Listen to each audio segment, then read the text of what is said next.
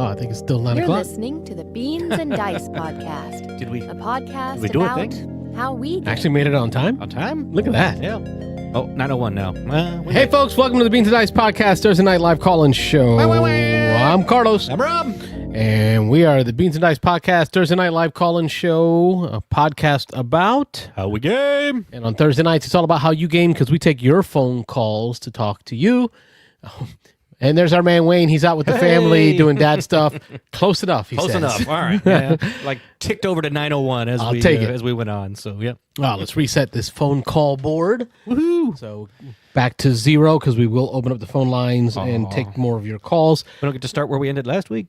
Oh, all right. Continuous. Yeah. I'm going to need a bigger board. Yeah. We're going to need a bigger boat. Bigger boat. All right. So today, what do we got going on? We're going to do our Twig, our This Week in Gaming. We'll go through any OGG, other geeky goodness. I do have some OGG this week. Good. And any news articles. I know there's some that popped up. There was a lot of games released with Origins. Just had Origins, yep. So there's a lot of new titles. Some of that stuff stood out for us. Yep. We want to bring up. For sure. But the first thing we want to start off with today is a friend of the show, Mark, who was with us, was it last week? 2 weeks ago, maybe? 2 weeks ago, yeah, maybe? Yeah, maybe.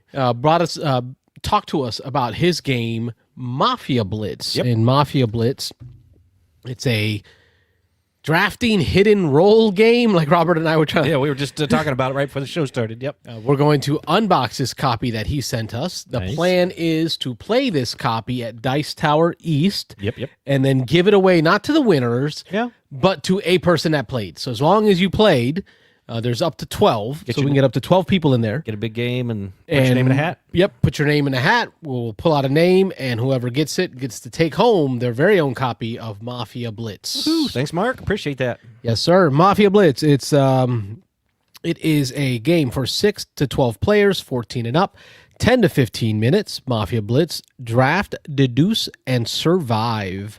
Yeah. In Mafia Blitz, did the rat escape? That's the question you and your friends will answer in Mafia Blitz, the lightning-fast bluffing game where every roll has its own way to win. In just 15 minutes, players will scheme, deceive, and outsmart each other, all while dodging the vigilante's watchful gaze. With no player elimination and a unique roll drafting system, Mafia Blitz brings the intense drama of classic social deduction games in a fast-paced experience. The role you play, it's up to you because there's drafting. Yeah, so that's a big twist on this one that I remembered from talking to Mark or listening to that was that there's a lot of these deduction games out there. There's a lot of these hidden roles, hidden trader games, but this one you actually have some control over it because as you're going through, you're drawing 2 cards off the top of the deck. You're choosing which one. You're putting one back on top. So as it goes around the table, people have an idea of what the person in front of them didn't want to be, and kind of narrows down the options of what they could be as you play the game. So makes bluffing really hard, I would think, to some extent, wouldn't it? I mean, if you know somebody took. Or well, you don't know. You don't have all. Yeah, you don't know what they took. Yeah, I guess you know what they didn't take. So yeah, all right. You would have to really know the game to know what they really didn't take. Okay, yeah. All right, small box. You can see size-wise, it's not very big. What'd you call me? Anyway. Rob, the small box. Small box. And here we've got the rule book. Rule book looks like full color, 24 pages, 23 pages of rules. Okay. Nice font size, so not too small for us old guys. Yeah, that can be a problem. There's an advanced game, so there's more variants in here. So really, the basic game's only a few pages. Yeah, how long is the actual rules? Getting to the advanced, 9 pages. Okay. So then that gets to the advanced, has a script right at the end. That's nice. You don't have to thumb around to find the script. It's right there at the end. It's got pre-made sets and faction roles, and then so every role defined. Yeah, everyone's listed there. That's very nice. Got pictures, full color pictures of them. I guess I would assume that we'll match the cards. We will find out here momentarily. Rob's gonna open up this deck of cards here. Let's see some of the roles in the game. The driver, the civilian role that wins if the player to the right wins. This can include the vigilante. Don't play with the courier, outsider, or fixer and sweetheart. Okay, so these are advanced roles, I guess. Okay, so once you know the game a little bit, you've played it a few times. Oh, there's the cards. There's some cards. Yeah, I'll let you handle them there. What do you think of the cards, Robert? Oh, actually, they almost feel plastic, but they're not. There's like a thick Yeah, linen finish. Yeah, they are a fairly thick. To be honest, when I first saw the cards on the table here, I kind of thought they were a little more, I don't know, what is some of the old style, I don't know, Werewolf had some cards that would wear, all those old hidden roll games actually had lower quality kind of cards back in the day. Yeah. If there's a script right here, so one of the cards has the script for you, so that's nice. You don't have to thumb around the book for the script. Our artwork looks nice. Yeah. And the linen finish on this is good. You hear how thick that is? Yeah, it's definitely a sturdy stock. I want to kind of test it, but I don't want to mess it up, especially if we're giving it away. But all right, we got some guilty cards. We've got cards with packages and some random stuff inside, bullets and some rings. We've got some envelopes. These envelopes have looks like some special actions that occur here. We don't need the fuzz here. Pop that rat. You win if the rat is shot. It's different ways to win. I'm just noticing everything, I guess, is mirrored up there. So everything's upside down and backwards. But that's all right. Then we've got like a fish wrapped up in newspaper. I'm not quite Not sure what that does. You got the fish. Yeah, maybe I didn't see that mafia movie. Oh, yeah. Yeah, swim with the fishes, right? Okay, they want okay, so I see here. We've got different player counts, different scenarios, and then it tells you who wants what. So who wants the rat safe and who wants the rat shot. Okay. Then we've got some target cards. These are actually very nice, well done art. Yeah, I mentioned that. I think was it on the show or whatever that the art actually intrigued me. Wow! So the majority of this deck, Rob, is just rolls. So the major majority of that stack of cards are all the different roles in the game that are available. And you kind of assume, or I would assume, that when it says 1 to 12 or 2 to 12 or whatever the player, 3 to 12, that there'd probably only be about 12 rolls, but there's way over 12 rolls. So multiple plays are going to get you to experience a lot of different types of rolls, it looks like. So it's a small box, so it really doesn't take too much to open it. Nope. But that's the intention of it. It's a 15-minute game. This is called Mafia Blitz. We will be playing this at Dice Tower East. You can win this copy at Dice Tower East by just playing the game. We're going to set up a game, and one of the 12 people that choose to play will take this home. I believe he said this, but just a side note, I believe this looks like the insert does fit sleeved cards, so it's a little bigger than the card. So if you wanted to sleeve This is them. why Mark is cool. Yeah. He's appreciated for us sleevers. He's a gamer. He's a sleever. Yeah. All right. Well, then at that point, Rob, we will open up the phone lines. Woo! Get you all into this show. Man, it's nice to be back in studio here. I've been remote been a for little a while, while. and I was out of town for a little while. So, yeah, I appreciate you opening up Casa de Carlos. Well, thank you and Arby and Emmy for coming in to play. Yeah, we did a little pre-show gaming. We didn't quite get it done, but I know Arby's been asking for, I'm going to say literally months. He's been asking for months to play Flamecraft, because we borrowed Flamecraft Duels. But even before I borrowed Flamecraft, it is Flamecraft Duels? Duels. Duels, okay. Before I borrowed that from you, he had asked about it because he really thought the dragons looked cool. I don't know, he saw them online. I think it was an Amazon ad or something. He's like, oh, that looks cute. That looks really cool. And so he'd been asking about it for 4, 5, 6 months back. And then we borrowed the Duels from you because I told you he was kind of intrigued with the idea. And so he played at Duels. My daughter liked Duels more than he did, but he really wanted to play. And I've always been kind of down on Flamecraft. I've never been a huge fan. I've only played the base version until tonight, and I've only played it twice. But it was a little too simple for me. It was just a little simple worker placement. I don't know. It didn't feel like a whole lot was going on. But we played tonight with the individual powers, the asymmetric, I should say, powers. So we all had a power that we could pop one time to do something unique. And then we played with the more difficult, what do they call the enchantment cards? The enchantment cards, they come with two different decks for the enchantment cards. One is the purple, one is the gold. Purple is like more intro. Okay, yep. Less restrictions, and they fly off the table faster because they're easier to get to. For sure. I noticed that in playing tonight that it took longer. We didn't get a full game in. Like I said, we probably got about halfway, maybe a little over halfway, just for time restrictions. But those cards were not coming off the table like they did in the base game. I remember playing with gamers in the base game. The game was over quick. I want to say, I think I played it at max count, 5 players both times, and I would say both times they were less than an hour. And wow. That was teaching new people every time, but they were gamers. It was like Nick and, gamers.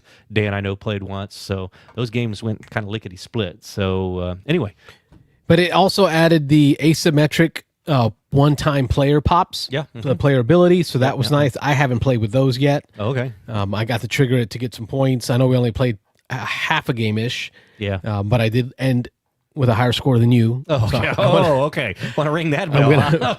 Okay. just figure out how to record that on You were my still third out PG of four, stats. so I'll just let you know. But Nobody ever said I was good at games. okay. So the two kids, Emmy was doing well. I think she whipped us. So just all that to be said that we ended up borrowing it. Carlos, my kids had to duck out early, so before the show started. But they put it under their arm and took it home with them. So we're going to borrow it for a week or two, and I'm sure we'll get multiple plays of it in. They seem to both really like it. So I've only played 3 players.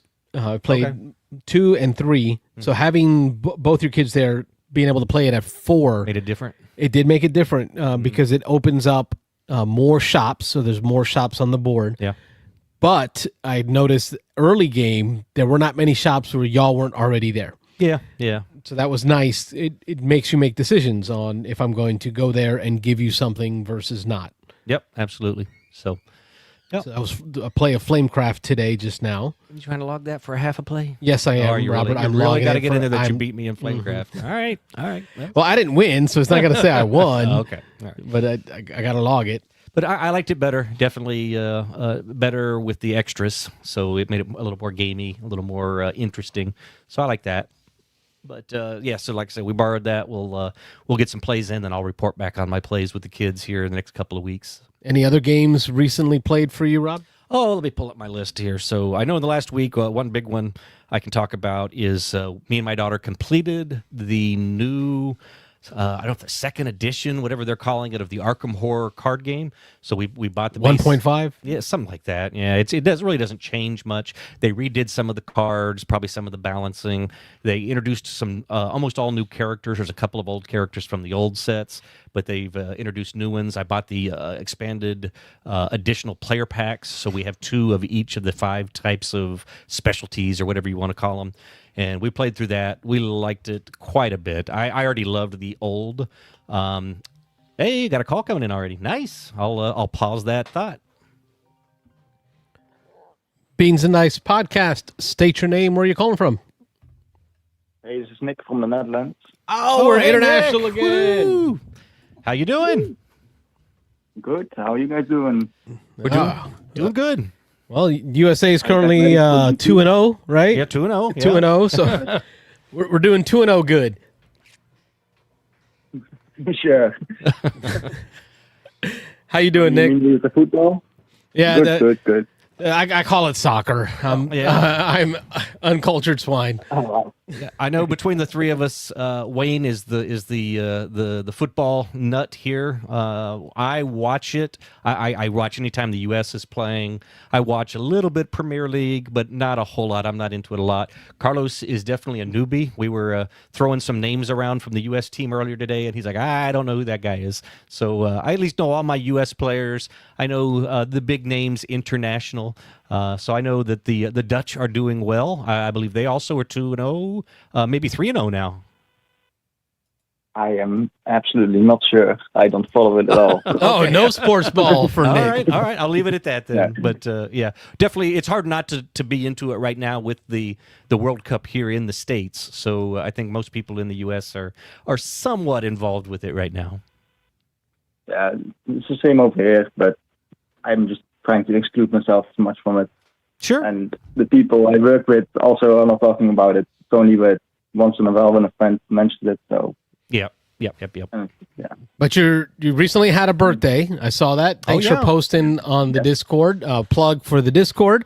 If you want to join the Discord, you can find the link in the description of whatever video you're watching now. Nick is a part of that Discord. He posted up for his birthday, got some gaming, and got a lot of gaming in recently, Nick. Is that a new Yeah. new place for you that you were gaming at, or have you been there before? It was a new place. Nice. My girlfriend surprised me with going to a new gaming store and was still nearby. And while at the gaming store, they told me about the gaming night they did yesterday. So then I went yesterday to the brewery to try to play games with them. It's really nice. They're really lovely people. Actually, usually I go to another place, and actually like this one quite a bit more than my usual place. So I might go to this one more often. Excellent. Good find. How far away are these places from you? My usual one is like 15 minutes away, and this one is 25 minutes away. Okay, still not terrible. No. I just it's And trying to understand the lay of the land, like in the Netherlands, Yeah. and then getting around. Is it car friendly? Is it auto friendly, or is it like public transport? I will live more outside of the city centers, so it's a little less public transport. Okay. Still a lot of bikes though, or car. Okay. Bike, Cool. no. Staying in shape on that bike. I'm trying.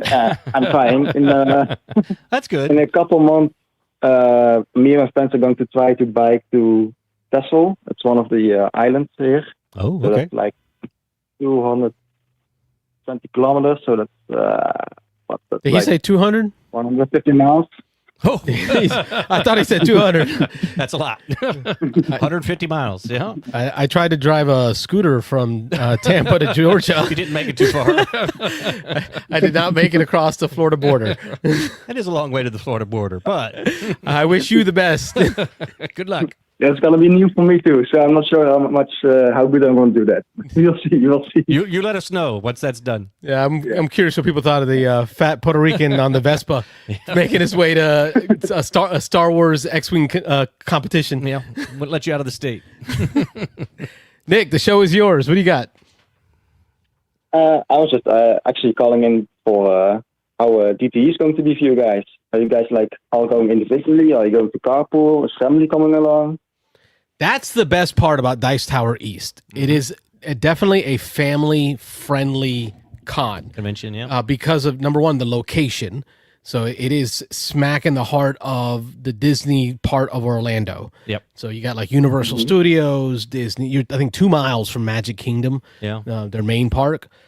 So there's stuff for the families to do. We go there with the family. The hotel itself has multiple pools with slides and Waterfalls. Yeah, waterfalls and all kinds of play stuff for the kids. So they're in the pool most of the time.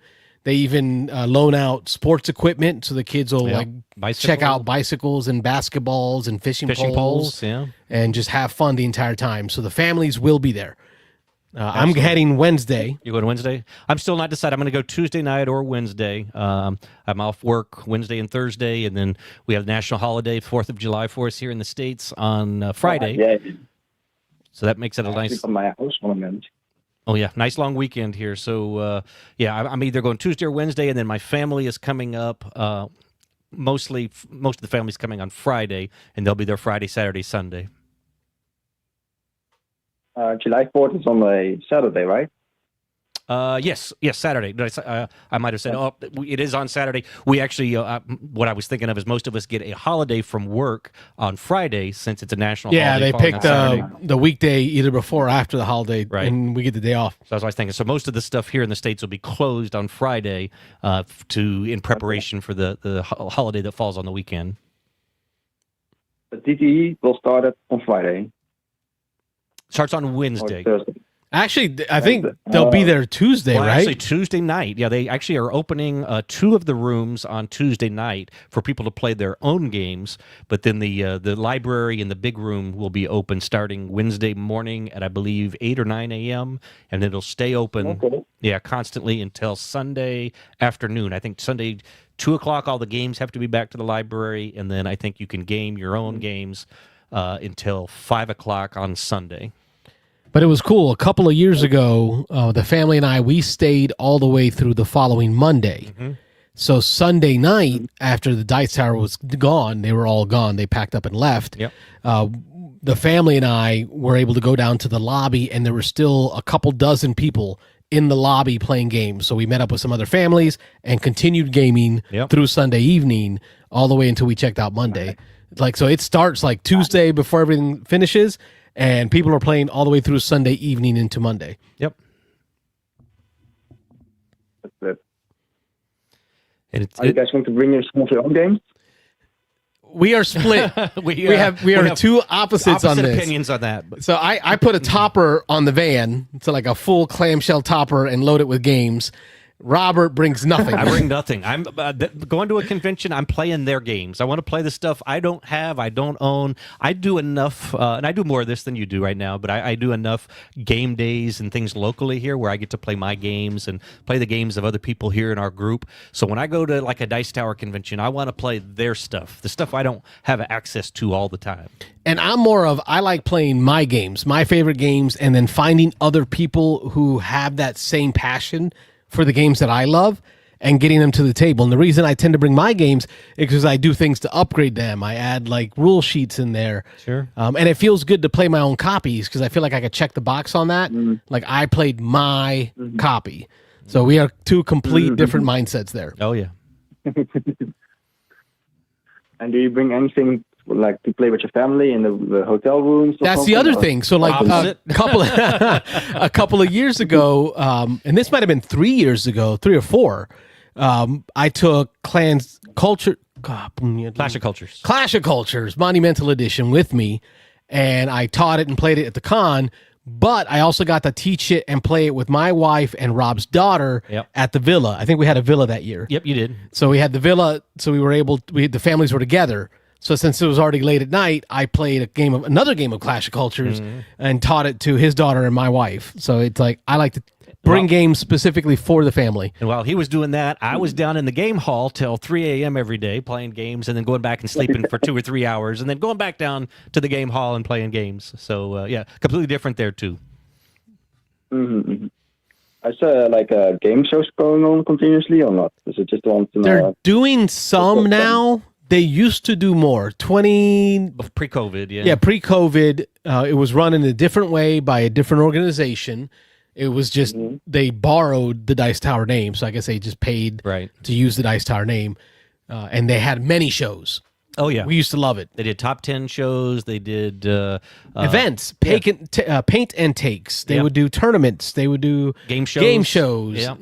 And then Dice Tower took it over completely. Yes. But they focused it just on gaming, and there was no shows. But no shows for a while. Like you said, they are evolving a little bit, or they are changing back to that a little bit. Because I know this year they're doing a top 10 list again. They are doing a paint and take again this year. It's going to be open actually the whole time. There's no hours or days for paint and take. So you can just drop in, paint a figure, and leave. So that's new. In the past, they'd had classes that were set up where you had to schedule it and get in there. They're doing a Wits and Wagers tournament this year, so there's going to be a big game show kind of thing there that I think they're going to record. So there's a few others that are planned. I think they have a few celebrities that are coming to do shows as well. So I think some of the big things is the flea markets that they used to do. So the flea markets were nice, but now they've pared it down to just a Dice Tower flea market. So it's just Tom Vassel's stuff being sold, and then a virtual flea market for people that like to do the virtual stuff. Online, yeah. And that's it. But it used to have a proper flea market where just random people were selling random stuff in a room, and I miss that. Yeah, I do a little bit. I think the logistics of it got to be difficult because they had to take a big room. There was a long line, usually all the way across the convention hall, of people waiting to get into that. So I think they just kind of got sick of managing all that. That makes sense. Yeah. Like, I wouldn't want to do that much work either. Yeah, it's a lot. So they want to have fun too. Yeah, I heard from Camilla in the Q&A on a couple of days ago that the fire marshals also do difficult with all the bags. I didn't know that. I saw that segment, Nick, where she talked about somebody had asked, "Can I bring my own board game table?" Because we had talked about doing that. Yeah, we did. Yeah. We had talked about bringing this table topper because I got a game topper with us. But apparently, no. The answer is no. You're not allowed to. Yeah. Because they get the fire marshal to approve the plans of the game. So she said you're not even allowed to combine tables. Oh yeah. Which we've been known to do that. And we've gotten in trouble for it at least once last year. They made us separate tables, so we now we know why. Yeah. It was the fire marshal bill. There you go. I don't feel so bad. Now you know. Now you know. No one's half the battle. Go Joe. Are you guys known in the DTE group for? Okay, so we have one thing. Like there was this one time, and I remember this. Rob went there before me. Oh yeah. And Rob showed up and he called me. We were just getting started doing this thing. he calls me and goes, "You wouldn't believe what just happened." I said, "What?" He goes, "I went to check in and get my badge, and Shannon was it Shannon? It was Shannon. Sharon Sharon was running. Sharon was running Yeah. at the time." Yeah. And she knew who I was. I started to give her my name, and she's, "Oh no, we know you." And she pointed. Tom was standing kind of behind me across the way, and she pointed at me and, "Hey Tom!" And then I turned around and Tom was like, "Oh yeah, Dice Tower or Beans and Dice, I should say." And I was like, "Oh wow!" So I called Carlos. I talked to Tom for a few minutes, and then I ducked over in the side hallway, and I was like, "Carlos, you won't believe what just happened." I didn't believe it. They know who we are. So it was funny. Yeah. That's really nice. It felt really good because I mean at the time we probably had like 200 subscribers. Yeah. Like we were We did it we for a still couple are years. nobodies. Oh yeah, we're nobodies. But yeah. that felt good to, Yeah. It was and I cool. guess maybe because we're Florida, Yeah. Yep. Florida based, and we always attend their events. Yeah. And we wear our Beans and Dice shirts, and we've got a good community of folks that wear Beans and Dice paraphernalia too. Yeah, it's getting out there a little bit. Mitchell mentioned at Origins he was recognized by somebody. Somebody came Yeah, out and Aaron Clark. Yeah, so from the Beans and Dice, one of our listeners recognized him from the show back in the day. Mitchell used to be on live with us all the time. Now he calls in a lot, but they recognized him, and that was funny to see. I was like, wow, I've actually never been kind of recognized outside of the group. I'm kind of waiting for that day where I'm just somewhere and somebody's like, "Hey, you're that guy." So You got to have a voice like Eric Summer Oh, for that yeah, to to get happen. You got to recognized have like something that. that's like Yeah. super recognizable. super sweet. So yeah, we're not famous, but it's cool. Good question. It's nice to recognize that we've been recognized. Yes, I would imagine that would feel nice. It does. Yeah, that's cool. Because I'm not gonna say we idolize those guys, Oh, yeah, but we well, are fans. Like, we are fanboys. Like I listen to Stephen Bonacor's podcast like every week, and I watch just about every video that the Dice Tower puts out. Yeah. We're fanboys. Yeah, and they recognize Monocore. I know recognizes us. Nick Oben talks to him all the time. I know y'all have had beers with him at the Caribs. So yeah, he knows who we are. So it's cool. Yeah, Wayne hangs out with him more than anyone. Like Wayne is usually at all his events. Yeah, and then when we saw when I went back to Jamie Stegmeyer's event, the Stonemeyer game demoing day. He Prototype. Yeah, he knew who I was. I was like, "Hey, I'm Rob from the Beans and Dice." He's like, "Oh yeah, I know you and Carlos." I was like, "Oh yeah, nice, all right." So yeah, it's cool. We're a board game. You've made a name for yourselves. Yeah, trying to. Well, see, I was worried. They knew us. Were we famous or infamous? Infamous. It was, Like, was it for good which reasons was or it? bad reasons? Yeah, we haven't done anything You bad. guys are the ones who put the tables together. Yeah. There you go. The local crew guys. Yeah. I want to get back Are to you guys planning on going? your game day a little bit though, Good. Nick. You posted that you played a whole bunch of games. What was your favorite game that you played on your birthday? I think. Let me check for a moment.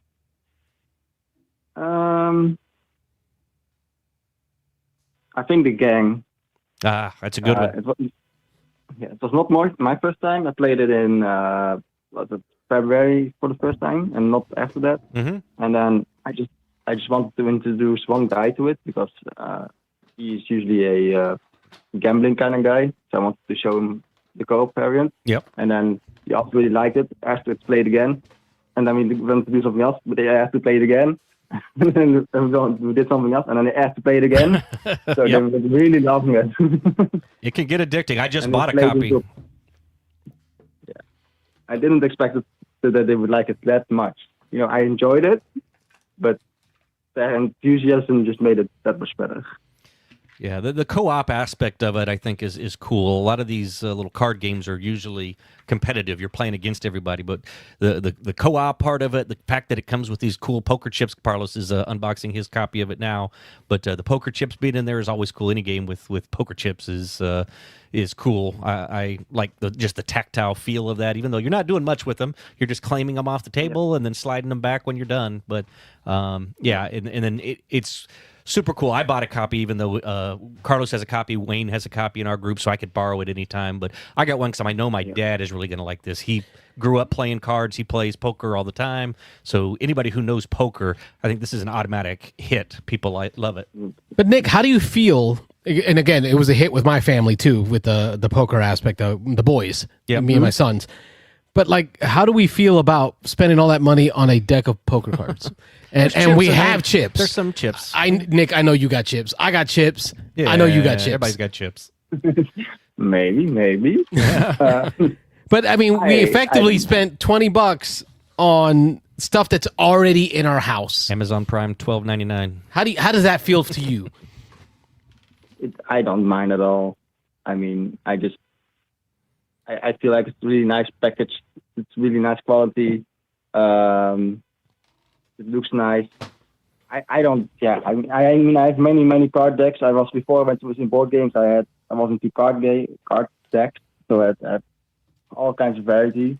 But I mean, I didn't even think about it. Okay, I thought about it for a little bit. It was like there was a split second. I'm like, I'm really gonna, as it's in the cart, as I'm about to, hit buy. I'm like, am I really gonna spend money on something I can make myself so easy? And then I just hit buy. And I was kind of surprised. Were you as well surprised that the design of the card faces, they just weren't great? Is it just me, or these just not look great? They look a little more old school. They kind of look throwback. Old decks back in the 50s and 60s looked a little more, kind of the fonts and stuff looked more like this. So it kind of reminded like Times me, New Roman. Yeah, it reminded me kind of an old style. Yep. You're right. You're right. I mean, I was just so much busy with the game that I haven't even paid enough attention to it. They're good quality cards. I will say that they're good quality. So it's nice linen finished cards. And the what do you call them? You have the helping cards with the ranks of all the things. That's all especially handy for me because I've never played poker before this. Yes. It's really nice to know how good top ranks. Yeah, the and player aids. Play aids and that indeed. And at the time of purchasing, I didn't even know what exactly would come in that box. I didn't even think about if I could just do it at home. Yeah. Yeah, that is nice. I did do Owapa Mine. I did make that myself before buying it officially. Okay. Yeah. Because it's really easy to make.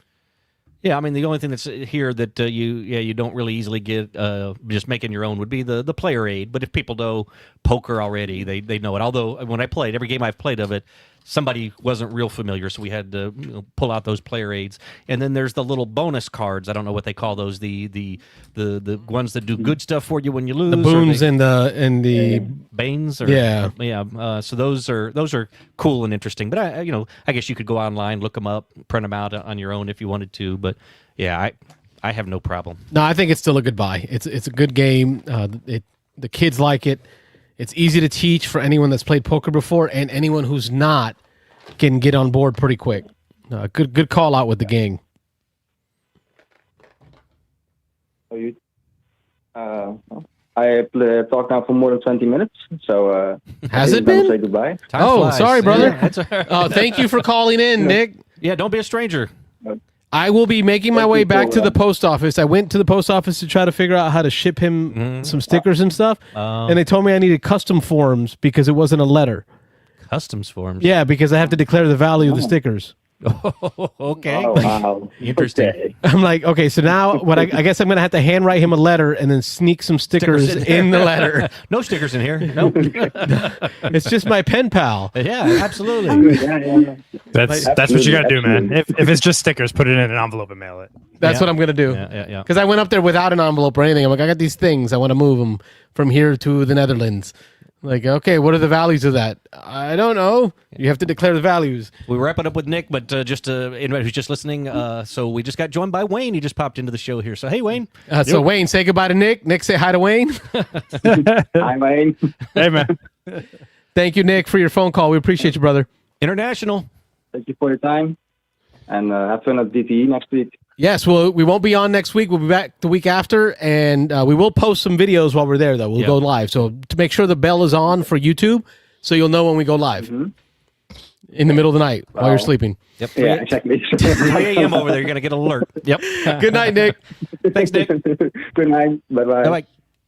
That's so cool. Yeah, calling from. When I tell people about Netherlands. this, they're like, "What do you do?" Like, we take phone calls. What about board games? Yeah, and we're We international. talk to people from the We're Netherlands. we're international. Pinkies up. Yeah. Speaking of international, Musar's in the chat. Hey, all over the globe tonight. We are still international. Phone lines open. Musar says, "Hi, have you played Tend at all? I bought it a few weeks ago and can't stop playing." Can't stop. Wait, you played Tend?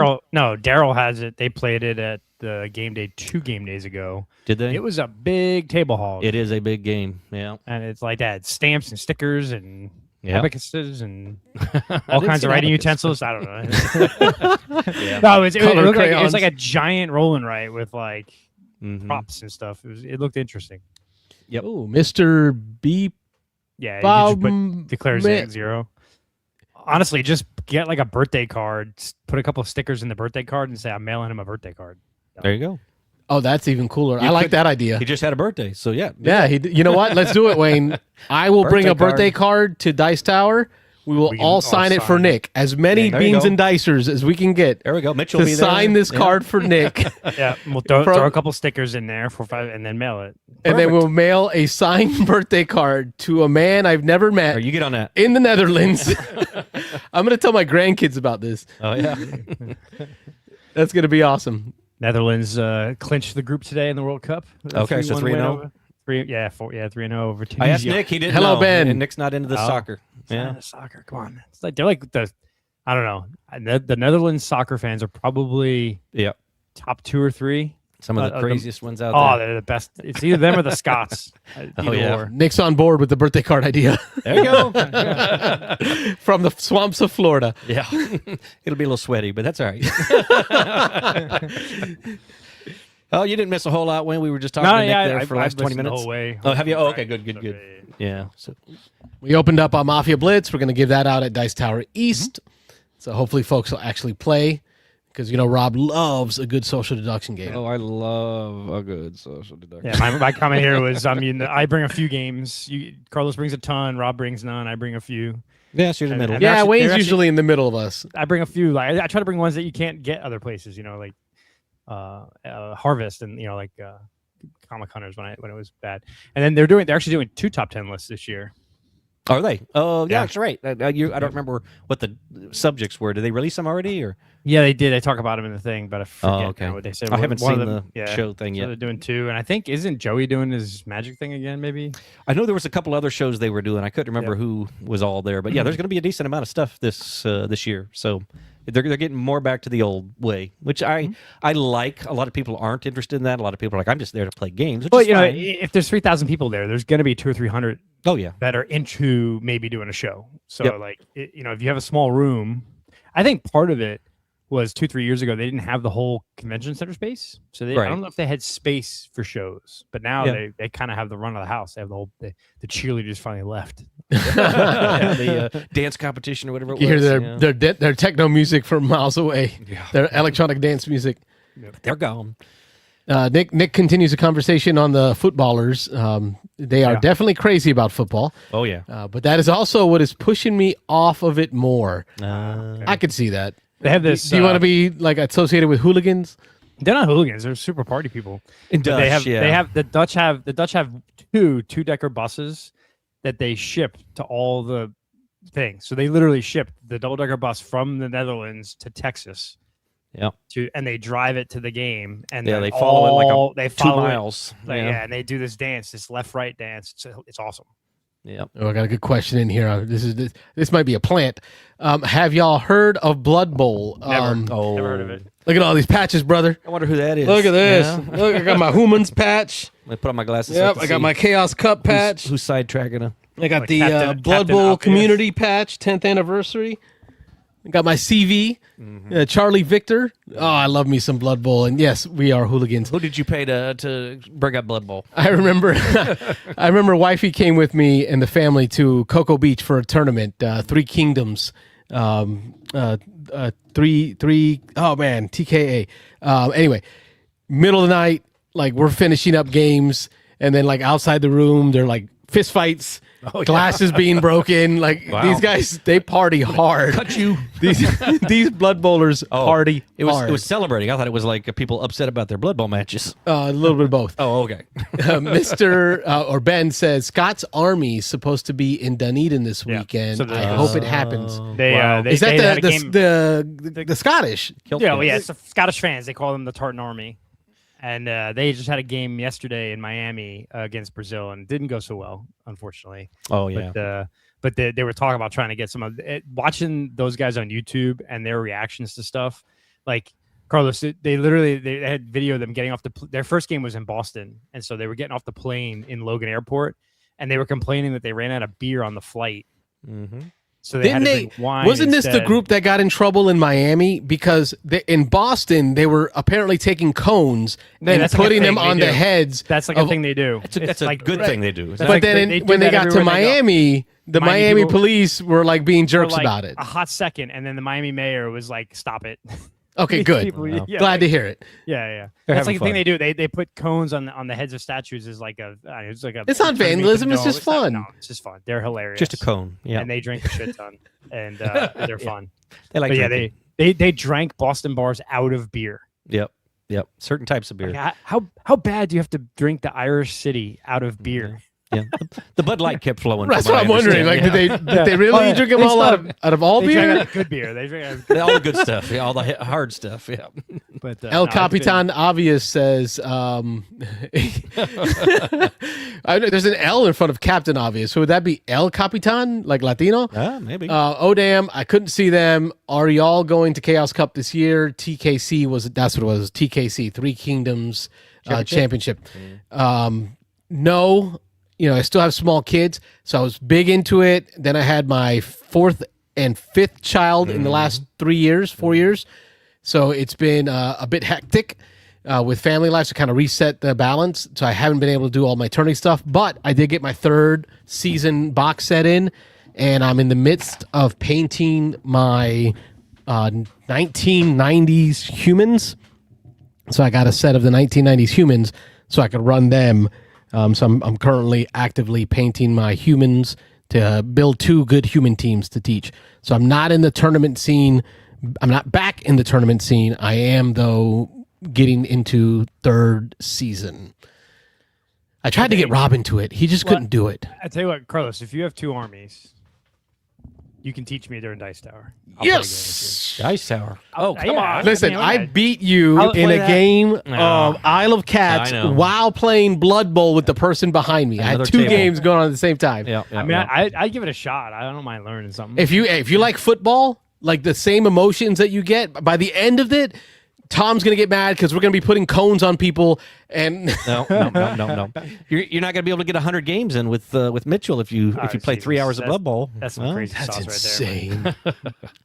Yeah, Mitchell posted up in the Discord that he got was it 81 games played at Origins in 3.5 days, I think it was total. It's a little crazy sauce. I mean, it's got to be a lot of small games in there, right? Oh yeah, I'm sure he played a bunch of little pocket games and stuff, but still, that's crazy. 81 games in 3.5 days. The whole thing was 5 days, but he got there on a half a day and left on a half a day, I think. So, yeah, maybe 4 days at the most, but that's crazy. Capitan says, I took humans to a no-star tournament, got 5th out of 16th, very nice, and got the most distracted, drunkest coach award. That right there. That's an accomplishment. Wayne, there are tournaments of Blood Bowl in like cold northern countries, like, Norwegian type countries, where they play outside shirtless in the snow. So they'll do like a 10-hour tournament outside shirtless in the snow. That's the kind of level of Blood Bowl. There's a every 4 years a world event that occurs in one country. I think was it Spain was the last country they did it in, where they do like a world tournament and people from thousands of Blood Bowlers come together to play in world events, and it's very much football like chaos. Like there's a guy in a kilt who flashes you like the whole time. That's all he does. He just Try to distract just you. flashes. Yes. Okay. It's chaos. You So can have that. You don't know what you're getting into, Nick. You can keep that. Or Wayne. Wayne, You don't know yeah. what you're getting into. I think Nick is commenting in here. Yeah. He said, we did it at a Yingling Brewery in Tampa. World was in Malta last time, I believe. The Yingling Brewery has. You actually played at the Yingling Brewery because they got that new draft house. Yeah. That would be a beautiful place to play. Oh yeah. I Bowl. wonder if they. Rob and I have taken that tour at least 3 times. Yeah, if they let people game up there. I haven't been up there since they built the new facility. No, me up there, neither. but, yeah, maybe we need to go check that out. We stopped going when they shut it down to rebuild it. Yeah, we are right. Yeah. Bruce Bowl is the shirts off tourney. Okay, Bruce Bowl. Well, that's my middle name, so maybe I need to be there. A lot of comments tonight. I like this. Ben in the chat, Mr. B, Ben. I really wanted to go to Dice Tower East, but things did not align this year. I'm curious how different the DT is to the DTC besides the cruise part. So probably the number of people. Dice Tower East has several, like 2,500 people. I think the cruise is maybe 1,000-ish. I'm guessing. Yeah, not even, I don't think. But yeah, not even. The cruise is a hell of a lot more expensive than Dice Tower East. Yeah. Because you got to pay for, and what's interesting is you can actually, and I get it, right? Because Dice Tower is getting a little bit of a kickback, and then they also have to like rent the gaming space, the convention space on the cruise ship. So like when you go on the cruise, you're going to pay more than the face value. Like if you just go on the Icon of the Seas, it's $4,000. But if you're going to go with Dice Tower, it's $4,500. You know, because people every year try to like go on the same cruise, and they're very picky about like, nope, you didn't book through us, you can't play games with us, type thing, because it's very specific. So, that's the price. I think again, I'm not knocking it. That's totally understandable. Like they have to pay for the shipping, and there's a lot of logistics on getting on the cruise. So it's price, number of people, and then obviously you're on the cruise, so you can get off the islands, do other things. Whereas with Dice Tower East, unless you're going to leave the hotel area to go to Disney or something like that, you're really just in the convention. So if you really do want to do nothing but game, Dice Tower East is the better choice.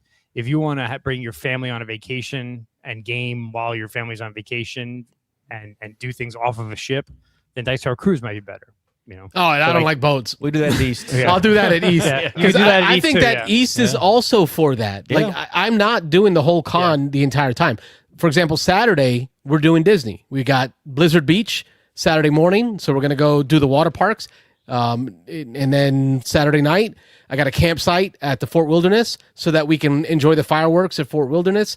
215th anniversary. Take that, England. Oh, we rock.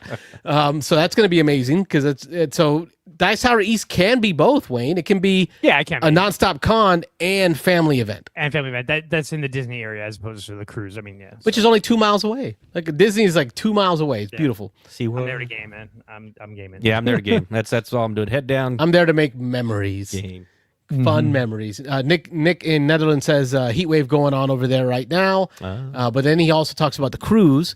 Where there it is, Dice Tower Heat cruise waves in the 60s. Yeah. Yeah. I'll get to 100, 105 here today. Oh, he's got him up there. Okay, we'll get there. Yeah. Dice Tower was great for me a couple years ago. You are actively going outside and sniff some culture from the islands, and then you go back in and game. That sounds beautiful. Yeah. I think the other thing too is we're a little jaded, Nick, because we live here in Florida. So I literally could like a 30-minute drive to the port of Tampa and hop a cruise ship. So I've been on, I don't know, 15 cruises in the last 25 years. I've stepped foot on one. While it was moored, I attended a wedding. The chicken nuggets were the best chicken nuggets I've ever had in my life, which made me say I might do a cruise one day. I just don't like the idea of being out on the boat. I've never been on a cruise either. I don't mind boats. I'm going to do a cruise, and I am going to do Dice Tower eventually. Yeah.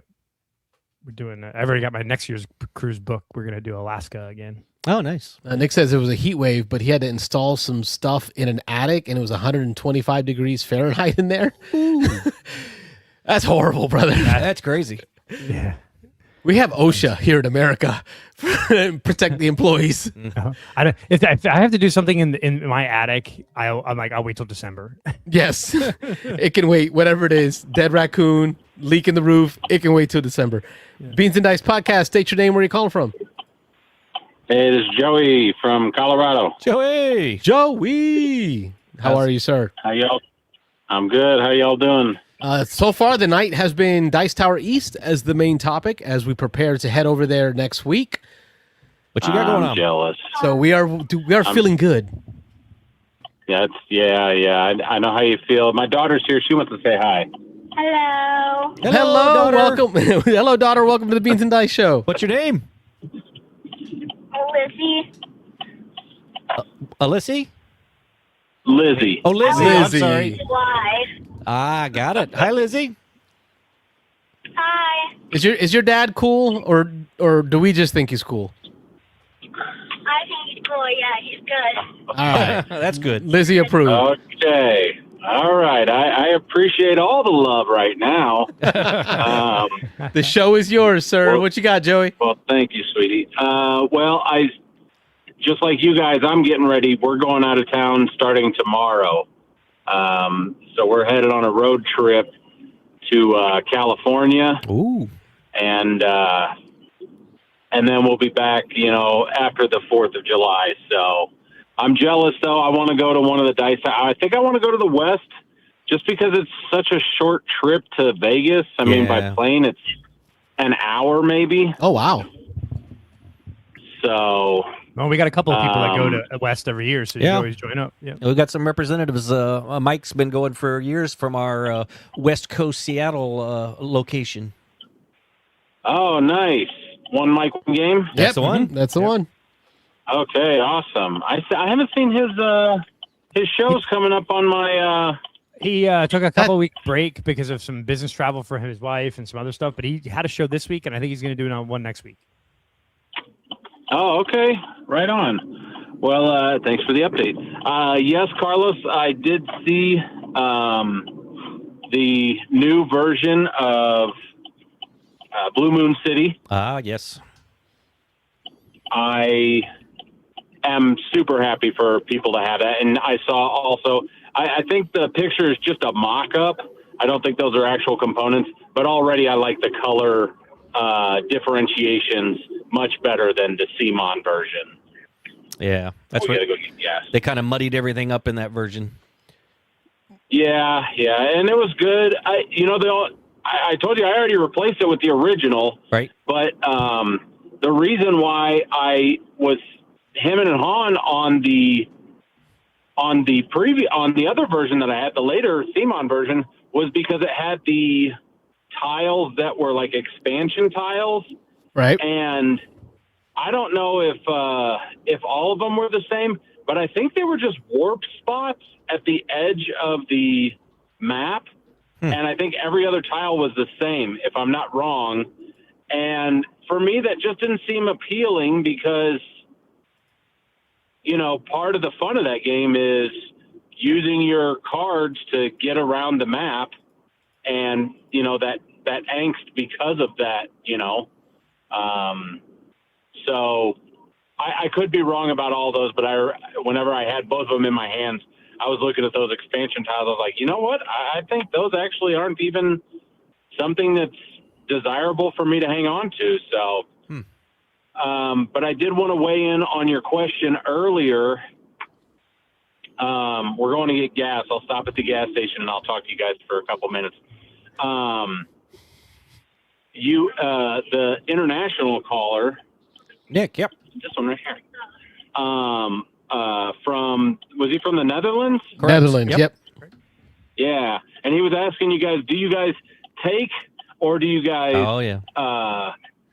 And I'm a little bit of both. I'm a little bit country, a little bit rock and roll on that one because I do fall into the category of I want to play my stuff, not necessarily my stuff, but I want to make sure that the game that I want to play is available for me to play. Sure.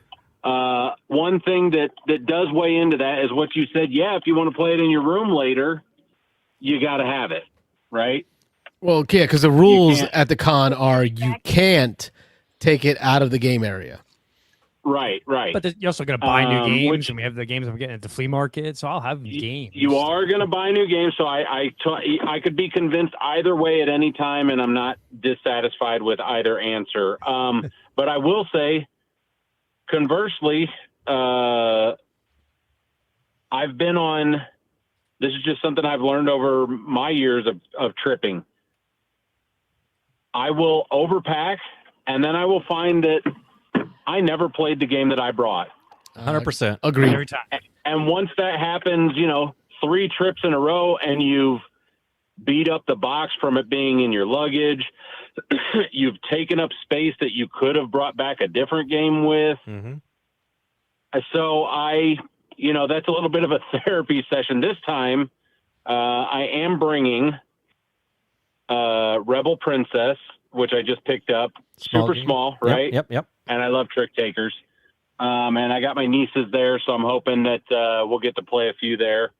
I also am bringing 2 decks of cards. Oh, and you got Unstable Unicorns that you're bringing. There you go.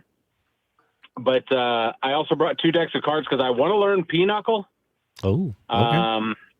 Not that anybody's going to play with me, but you got to have the decks of cards before you can start playing anyway. So I figured, now's as good a time as any then, to mess around with that. And I like shuffling cards. Anyways. Another passion. So, yeah. So yeah, that's my weigh in on that. I don't really have I love to take my stuff, but I have almost been beaten into submission by not getting my games played or just, for whatever reason, didn't have the time, didn't have the space, just brought 3 games and only played one of them 10 times, So, I mean, I'm talking, I brought Eldritch Horror with me on a trip once. And thinking back on that, I'm like, when did I think that I had 2.5 to 3 hours of spare time and someone's patience Pop in a quick with learning a game? Yeah. Hey, what are you doing tonight and tomorrow morning? Yep. Tomorrow morning. So, anyways, but, well, I won't, I assume you guys will not be doing a show then next week? No, I fall for the other trap of that. So what happens, Joey, is I'll go to the con with all of my gear. I will break down the studio and I'll be like, all right, we're going to record an episode. We're going to do some games. We'll live cast some stuff and we'll do the show. And eventually, really, I only ever get the show done. So it's all this hauling of gear and equipment, setup and takedown. And all we ever did was just that one Thursday night episode. This time, I'm like, you know what? We'll use the phone. We'll live stream on Thursday to say hi and how we're doing and call that an evening. We'll keep it simple. That's when we'll hopefully get a game of Mafia Blitz played. We'll be able to talk about it, share it, show it to everyone, and give it away. Maybe do a couple short clips that we can upload as shorts out later on. Yep. I'll have more room for games to bring that I won't play. Exactly. I mean, even speaking of that, I've trimmed down the games and such that I'll bring, but also I don't even bring a tablet with me anymore because I end up, if I'm going to watch something for 10, 20 minutes, I watch it on my phone anyways. So even though that's a small piece of equipment, it's smaller than a notebook, I have learned to not even bring those with me because I just don't find the use for it. So well, see, I differ a little bit there. Wayne was with me. I bring my Kindle. I have a paper Kindle. I now have the ColorSoft version, and they're waterproof. Okay.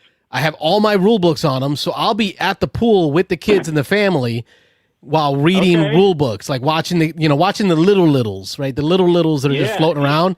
I'll be reading the rules to the next game that I plan on playing that evening.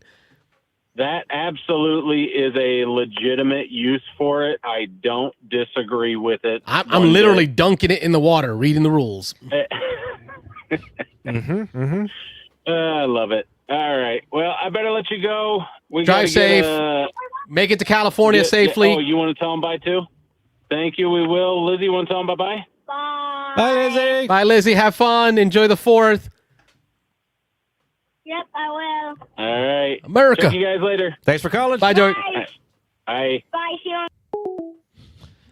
Road trips, family road trips. Love Joey it. from Colorado. One quick note, just to kind of end up on that. So as far as he mentioned that, you pack stuff in your bags, you don't have room to bring stuff back. Carlos has a solution to that. He goes and buys a table topper and brings a little tiny compact car and just straps it to the top of the car, drives down the interstate on 75 with a whole table topper strapped to the roof of his car. So that was fun. No. You've missed the part where we stopped at Disney Springs. So I had to park on the top parking garage. Oh, yeah. At the top level.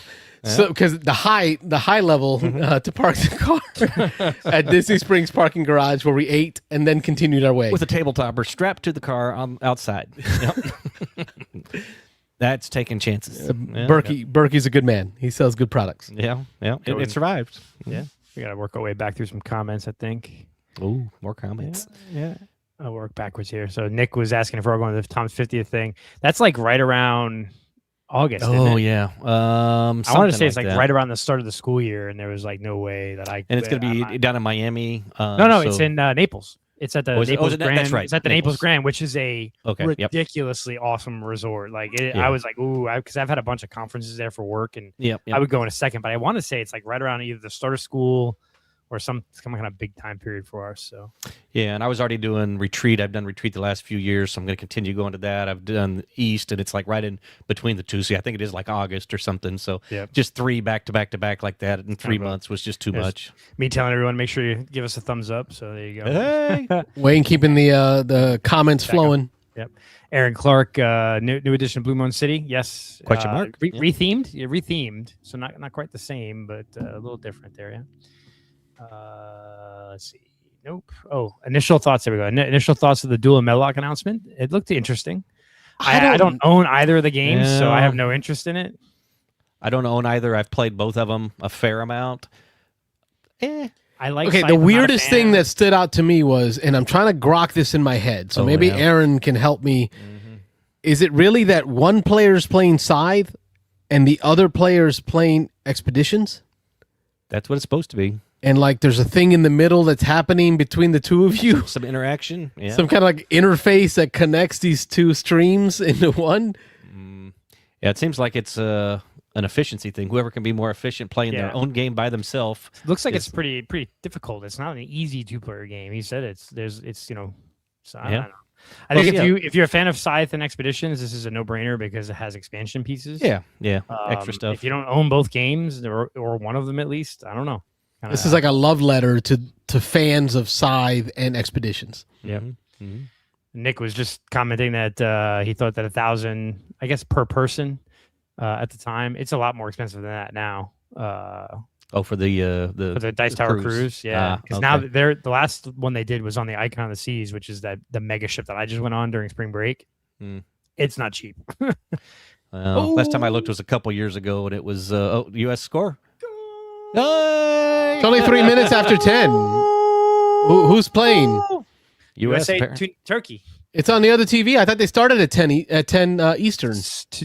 Yeah. 3 minutes in, they scored. 2 minutes and 30 seconds in, they scored. That's fast. Got a caller. USA. Beansanddice podcast. State your name. Where are you calling from?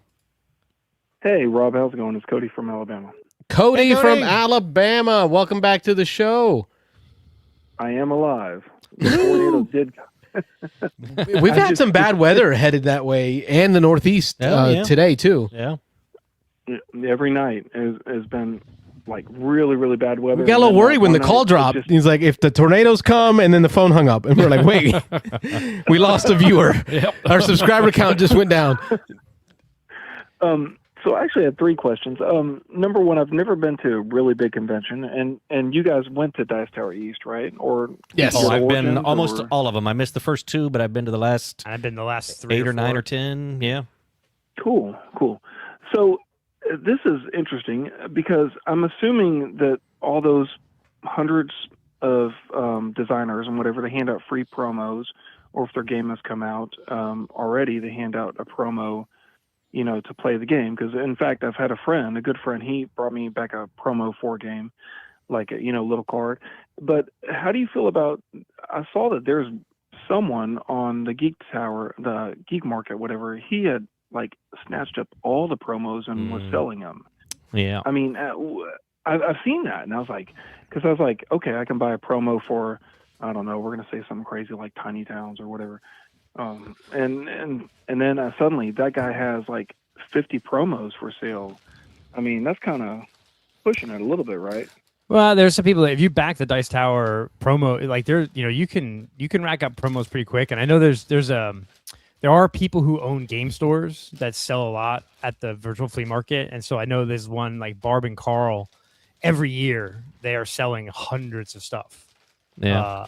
So it's pretty common that they're either reselling or but they always do good prices. Some of them, And Carlos Plano has 50 million. Yeah, Carlos, he'll give you an above shot here. Here we go. Yeah, all of his promos. I've got a bag of promos as well. So. Yeah, I do. Well, because Dice Tower also occasionally will set up a table with promos to just walk around and grab. Yeah. But then they also have their shop where they sell promos. Yep. And these are ones that have, over the years, kind of made their way to me. In fact, I have this game. Oh, put that aside. Yeah. So I try to add the ones for games I have in here. And let me just make sure. So, Cody, your question is, or what your real, I think, crux of your call, if I'm understanding correctly, is you're wondering what our thought is on people grabbing these free promos and then reselling them? Yeah, so like I said, I've never been to that big con before. Yeah. There are places where you can actually just, hey, I like your game, I've got your game, and they give you a free promo, right? Mm-hmm. And then there's other situations where you actually got to buy a promo, right? Mm-hmm. Is that? Oh, yeah, you can. Okay. Yeah, Dice Tower has a whole table when you go to their events. They have a whole table of promos for, I want to say 50 to 100 different games, maybe way more than that. And you can buy them. They're like $2 or $3 each. Yep. Like, I feel like if my opinion on that is, as long as you're not gouging it, like if you're like, I remember when Lorcana came out and when people were buying Lorcana and you got a promo, people were turning around trying to sell that for hundreds of dollars. Like, no, right? But if I played a game at Gen Con and got a free promo and I don't own the game, I might throw it on the Dice Tower flea market for $1 or $2. Right, because then it gets it to somebody else. I would also offer it, like I've offered the promos up in our Discord server first, and if no one wanted it, then I'll throw it up for $1. So I listed 3 promos or 4 promos in the Dice Tower flea market, and I sold them for like 50 cents a piece because I don't have the game, so I want to just get it, give it to somebody, right? So as long as you're reasonable about it, I don't really have a huge problem with it. But when you're trying to gouge the price, then I kind of like, yeah, you're just being a jerk. And I got you. An interesting little twist on it, just somewhat to throw in there. So it's kind of a funny thing in our group that when you go to these events like Dice Tower, they used to do it much more than they do now, and they almost don't do it now. But games, when you go and get free games, they used to. One of the big ones is the Roll and Write, Imperial Settlers. Roll and Write. It's funny how we see people so we go to Dice Tower, we get a free copy of this. Was 6-7 years ago, 5 or 6 years, yeah. Yeah, every year, starting immediately after that, you would see every time you'd go to a virtual flea market, whether it was Dice Tower or for another con or another event, people trying to sell their copies that they got for free of the Imperial Settlers Roll and Write. It started, for $20, and then you started seeing people listing for $15 and $10 and $5. Yeah, I've seen people sell it for like $2, and so it's funny. Yeah. They gave them away by the pallet full that year. Oh yeah, that was hilarious. Could get a couple copies. Like the next year's Dice Tower, I think I forget the count, but it was like there was like 25, 30 copies for sale. And I was like, guys, most of us go to this con every year. We can see that you're just reselling the game you got for free. We've all got it, but yeah. Yeah, and there's this my good friend Brian. Actually, he goes down there all the time. And he said a couple of years ago they were trying to give away a game about gold mining or something, and the vendor was just giving anybody the game, and it wasn't the best of games. And the same thing, they tried reselling it. So second question is, I've got a copy of Gutenberg in the Amazon box. I haven't got it out yet. I want to. I got on that sale. It was like $12 literally. Yeah. And how do you go about like learning? So in my situation, my wife she's not gaming, and my daughter's still 9. So I got my friend Brian and his son, and we get together, once or twice a month. But in my situation, I try to watch all those videos and everything, but I can't really play solo by myself to learn a game. I mean, how do you go about learning your game besides the, tutorials and all that stuff? Do you just crack into it with friends, or do you try to do the hours of videos, or? Yeah, I know we've got different opinions on that one. So tonight's bringing up all the differences between, at least for me and Carlos, for sure. And I'm sure Wayne. I'm usually in the middle. Wayne always falls somewhere in the middle. But you want to start, Carlos? Or? I'm a big reader of rules. Yeah. I will read the rule book multiple times and then I will read FAQs, and I'll go through BGG's rules forum, because there'll always be some good questions in there about a rule. And I'm like, oh, okay. When I read it, it didn't make sense. Now it makes sense. But while doing that, I set up. Like the big thing for me is to run through the setup of the game on the table, even if I'm not going to play, following the instructions in the rule book, because then when I'm reading the rules, I now have a frame of reference, a physical component that I put on the board in a certain place that I can think back to as I'm reading the rules. I got you. Yep, I'm kind of the opposite. Are we done with your? You never learned how to read rules. No, I never Or learned how to read. Yeah, read in general. So no, for me, it's either number one is learn it at a game day, learn it from somebody who already knows it, learn it at somebody's house when they're like, "Hey, I got this game," and I love it when people teach me. It's funny, I'll bring my games sometimes to game days or to conventions or whatever, and I'll put it out there and be like, "Hey, who knows this game? I want to learn it." So I do not read rules. I haven't read rules in a long time, years and years now. I started out reading rules. I think everybody does, but I got sick of it pretty quick. If I don't have somebody who can teach me the game, I'm 100% a video guy. I'll go on YouTube, just type in the name of the game and then how to play. So I'll watch anybody's how to play as long as I can understand them. There are some accents and things on some of these folks that I find difficult to follow. So we've all got a handful probably of our favorite how to play people online. We've never done much of that. I don't think we've ever done a how to play here, but yeah. I did. Okay, speaking of reading rules, I did try my own segment. Oh, where you did, yes. I read a rule book. Yes, you did. I just literally Read it. busted out a rule book and read through it You're reading Christmas Carol on Christmas page by page. It got 2 views, and I think both of them was me. Hopefully, it didn't do well. Yeah. and once again, I'm tend to be in the middle. I do read some rule books, and like Carlos, when I first get a game, I will read the rule book and read setup, so that I know how to set the game up. Then I watch a video to really kind of know how to play, or like game day, someone teach me the game videos. So it's a combination of everything. I've actually the Dice tutorials. They're getting a lot more games out there. And so there's, I don't know, they probably have 100, 150 games out there now. I found that pretty good too, because they have the setup, especially a lot of the Tiny Epic stuff. They have the solo setup, and you can actually play the game while you're doing the Dice tutorial. So I kind of do a little of everything there. And the other thing too that I've used a lot lately is learn it on BGA, and then play it in real life, and then go back to BGA and kind of mix and match those things. So it's kind of like a hodgepodge. And Turkey scored 1-1. That's all, yeah. Has there ever been a rule book so bad you're like, I want to play this, but I can't get through it? Oh, yeah. Yeah. Warehouse 13 board game, the worst rule book ever created. Never heard of it. That's probably why. Yeah. I think for me it was I think it was Flying Pig or Fighting Pig or something Pig Productions. They did Heroes Flying of Normandy. Frog? You're talking about Flying Frog? No, they did okay. The Last Night on Earth and all that. Yeah, they were cool. It was Flying Pig or something. Yeah, and they did a game called Heroes of Normandy, a little battle game. They're a French company, and it was. I think I've printed 4 different iterations of their rule book because I love the idea of their game. I just never got it tabled because I could not get through the rule books. What was the game again?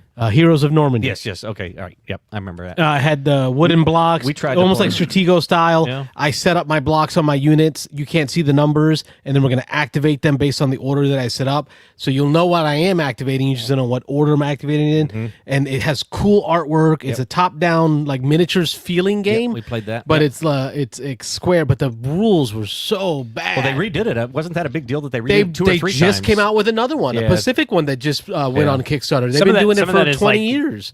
Bad language barrier, right? Where the game rules written in French and they don't do a good That's job. what it is. It was written in French and it just did not translate well. That's my bad rule books that still haunts me today. Since I don't read rules, it's tough for me to say. Although we did play a game, Wayne, recently. We did play, it seems like it was at a game day or something that had a bad translation. We had trouble with a couple of them, and we were theorizing that maybe it was some bad. I don't remember what it was. Yeah, I just remember we had a brief conversation about it. It wasn't a huge deal, but we were like, we figured it out, but it was like, oh, that must have just been some bad translation there. Yeah. And Cody, I think the most recent one that wasn't as egregious, but it was funny, I'll bring this up here, was Shackleton Base. And the designer even posted about it as an apology on BGG because they wanted to get the game out in the European market quick. So they had the game translated. The game was written in English. They translated it into French.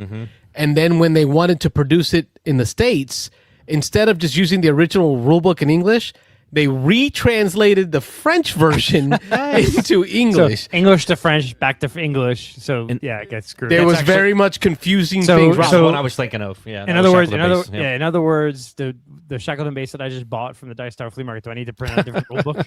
No, there is no new rulebook. It is what it is. You got to go find the old. I've had to use a Sharpie on mine to like mark like this is not how it plays. So I just gotta like sneak in my copy with your copy. Yeah, exactly. Switch him out. Switch his rules. Hey, you can mark up his rules for him. There you go. He likes that stuff. That's crazy because Shackleton's base is a lot of fun. Oh yeah, it is. It's a great what game. about? Do you think the name slips, but the Frankenstein game that got cut, Abomination? the long version. Yeah, Abomination. Yeah. Do you think they saved their butts by throwing that out so quick? Say, hey, here's a new version. I mean, I've not yet played it, but yeah, I it definitely looks think they have. I've tried to play the long version twice, never made it through a game. We tried the shorter version once, but it was at Dice Tower, and for some reason, I don't remember, somebody had a game scheduled or something, so we didn't complete it. But yeah, absolutely, 100%. I mean, even though it's still not a hugely popular game, that game almost immediately drew so much bad press and stuff about it. I know if you talk to, I think it's Mitchell, thinks it's a great game anyway. Even the long version, I think it's somebody in the group. I think it's Mitchell. I think it was Mitch because I remember Louisiana for some reason. You bring up Abomination, and all I can think of is New Orleans. Yeah. So I think it was our trip when we met up with Mitchell in New Orleans. Yep. And he thinks the long game is fine, but I hear the long game can run extremely long because the ending of the game is based on a roll of dice, and so somebody's got to roll the right number to end the game, which seems completely arbitrary and kind of crazy. And don't forget, for Mitchell, that's still probably a 45-minute game. So. Yeah. Oh, well, yeah. Something about the swamp gases in Louisiana. They play They play games speed. a lot faster. Absolutely. Oh man, that's crazy. Well, anyway, we're gonna hopefully get to. Definitely, I'm playing Kill Team, I guess, this weekend. Oh, I just got rid of all my Kill Team too. Tried that. I've tried that. Yeah. It kept sucking me So I've in. never It done kept that sucking yet. me in. Warhammer. Yeah. That's good stuff, man. Is it like a Warhammer scenario? Okay, so it's Warhammer, right? But it's confined. It's Warhammer on like a 2x2 board. It can be as small as 2x2. So it's very easy for a board gamer to grok, but it still uses some measurements and some line of sight stuff. They've simplified the rule sets. The kits are easier now. Before you had to like design each model with what it's carrying and put out its loadout. Now you like pay, I'm just buying this person and it comes with these things by default. It's a fun game. I eventually got rid of it, and it was actually just a few months ago to a buddy of mine. I probably gave him $500 worth of stuff for $40. Oh God. Because I was like, bro, just get it out of my house because I keep buying stuff for it, even though I'm not playing. So if I got rid of all of it, then it's that sunk cost fallacy. Like if you're in it, you just keep buying it. I figure if it's gone, I don't have to worry about it. So what's the playtime on that? 2 hours probably? No, like an hour. We had tournaments, man. They're fast. It's fast paced. Picture a small board. Once you know it. Yes. Once you know it. I remember you teaching me took us a couple hours, but yeah, your first game will be a couple hours. But once you know it, yeah, I would imagine an hour. But man, that pew pew, roll dice, hit, saved. Oh, dead. The line of sight stuff kills me. That inaccuracy, that you got to look and say, oh no, I think it. No, maybe. But that's why I bring lasers. I figure like lasers do it. Like a laser will tell you whether I could see you or not. Fire the laser. Exactly. I'm a Zeroscape, man. I would just put my 2 copies out of the garage and put in the game room, precariously sitting on top of a game of Trouble and a game of Trouble and a game of Twister. Ooh, that sounds like a dangerous thing. Yes. They're sitting up That's there. where Wayne usually sits. He set that up for Wayne tonight. Because my buddy busted out his copy at church, and I'm like, I want to play some Heroescape. So I've got the D&D set and the Marvel set. And now I'm thinking about buying one of the new sets that the Restoration Games. Yeah. Mm-hmm. Or is it Renegade? I can't remember which of the two. Oh, might be. No, it's Restoration. Restoration. Yeah, I think It might be Restoration. Restoration that recently started reprinting them. Good call out, Cody. Hey, well, good talking to you. I'll call you back when I find the new like crazy Latin game, or I've got all these weird games from different languages. I want to hear your event at Kill Team, man. I used to run the tournaments here in Tampa. We had a blast playing that. Oh yeah, well, he's going to set up 2 tables because my buddy who plays board games with me sometimes, but he was big into Warhammer. He's got his own Warhammer set, so he's excited about it. Yep. Report And, back when the other guy- tell other board gamers what your thought was going into that plastic crack world, and if you're coming out of it okay, Yeah. or if you're gonna need rehab. Which is funny because the guy who's teaching it is a big coin guy. He's a big train coin guy, but he loves he plays solo all the time, so he's got hundreds of games. But yeah, have fun, guys, and we'll catch up next time. Thanks for making it a call-in show, brother. Thanks for calling. All right, talk to you later. Night. I know I always say that I'm going to keep the calls to 10 minutes. I say that every time. But then we have these great conversations and I don't want to end this. And show's over. Nope. Got a little while to go. I know we say, I know I say the show is for y'all, but really it's for me. I get to talk to people about board games and this is fun. Phone line's open, 813-618-7099. Somebody did try to call while Cody was on the line. So I didn't even notice. Yeah, it was right at the beginning of his call. It was beeping and ringing. But whoever called, we just have the one line. So now it's open. So it's your opportunity. Whoever was trying to call, you can definitely give us a ring now. If you beat somebody to it, I was going to say Mitchell to it, but I don't know if we'll hear from Mitchell. Was that 4 calls? I think so. I don't know. El Capitan, obvious. Yep. So you must know James Luft and that crew out there. Oh, yeah. That TKC at Cocoa Beach. I wonder if you were there that year. We played Liar's Dice for hours at $1 a pop to get in. So you had to put in $1 into the pot to play Liar's Dice, and we played rounds and rounds and rounds of Liar's Dice through the evening. That's fun. Drinking beers. Yeah, they're coming out with a new. And Barry was shirtless the whole time, bro. Oh my god. Oh wait, have you ever met Barry? Oh yeah. Okay, so once. the AC was not working well in the game in the con Like room. really hot. So imagine sitting across a 300-pound dude shirtless, just like pepperoni showing at you the whole time. You're talking about flashing somebody with a kilt. Yeah, I've been to Dragon Con, man. been there, done that. Been there, I thought it was Gary. I thought it was Barry's attempt to intimidate someone on the other side.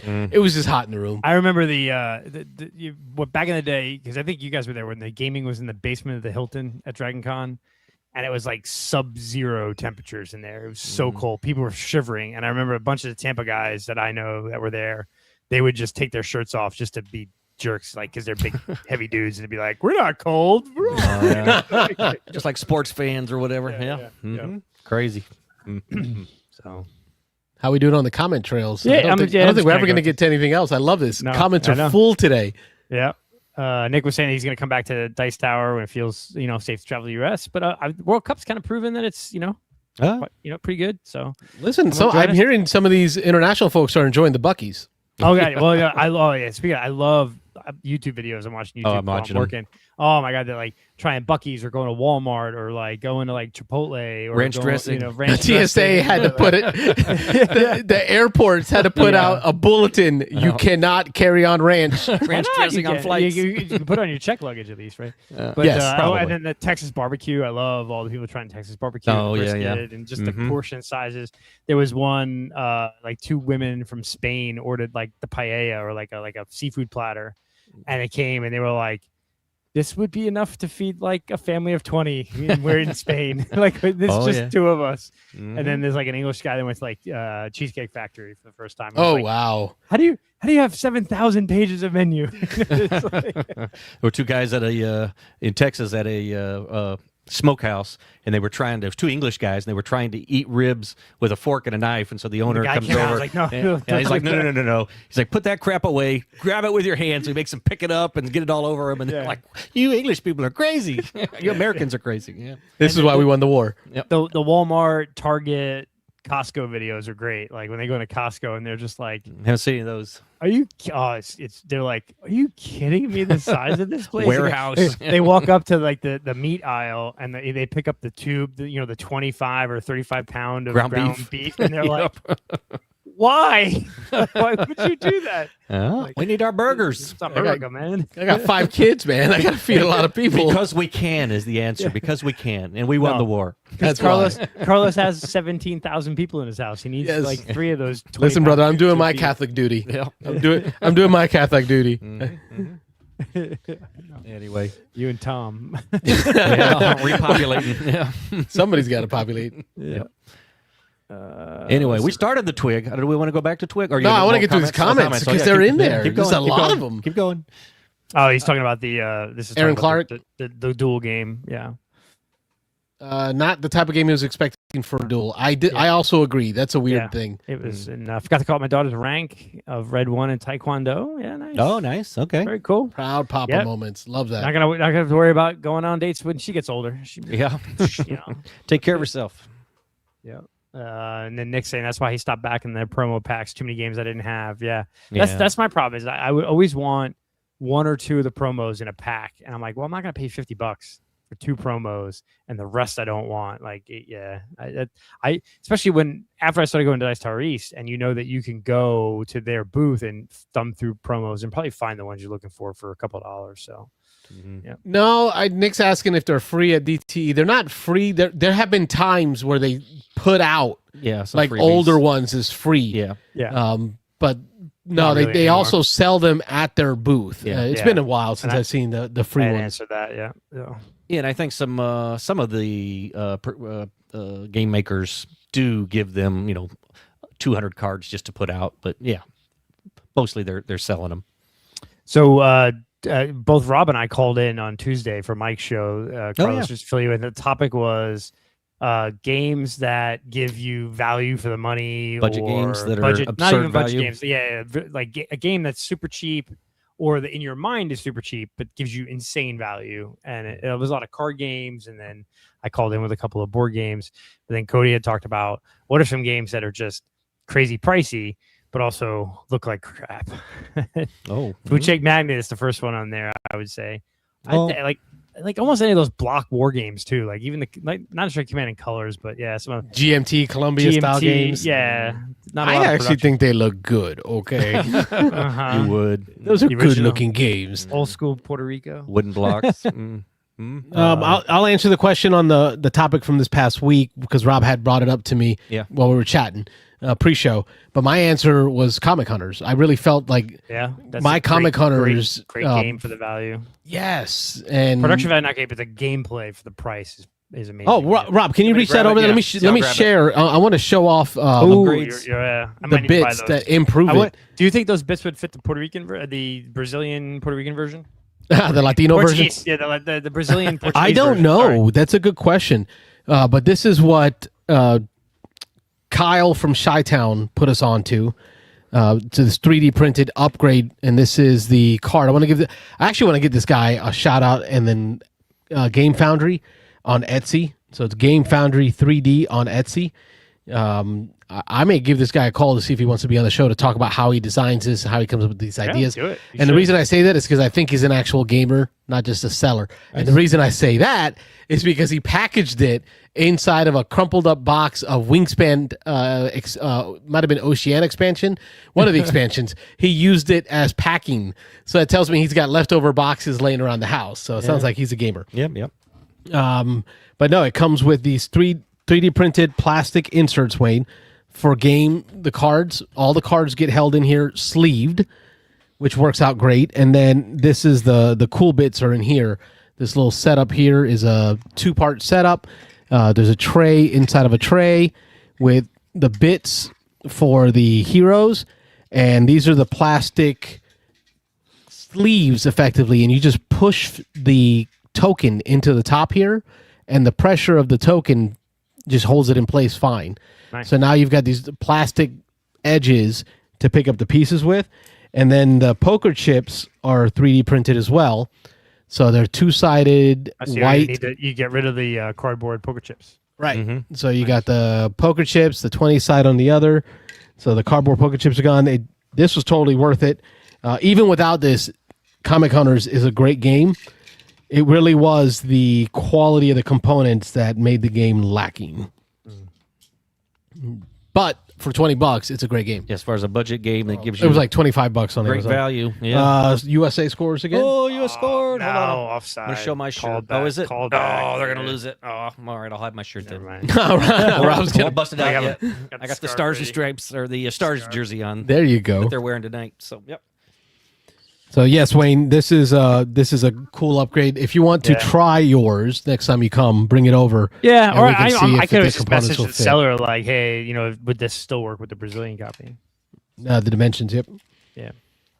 So yeah, I think was that Cody or Joey that was talking about. I think it was Joey. Cody, yeah. So yes, the topic for Mike with one mic, one game. Yeah.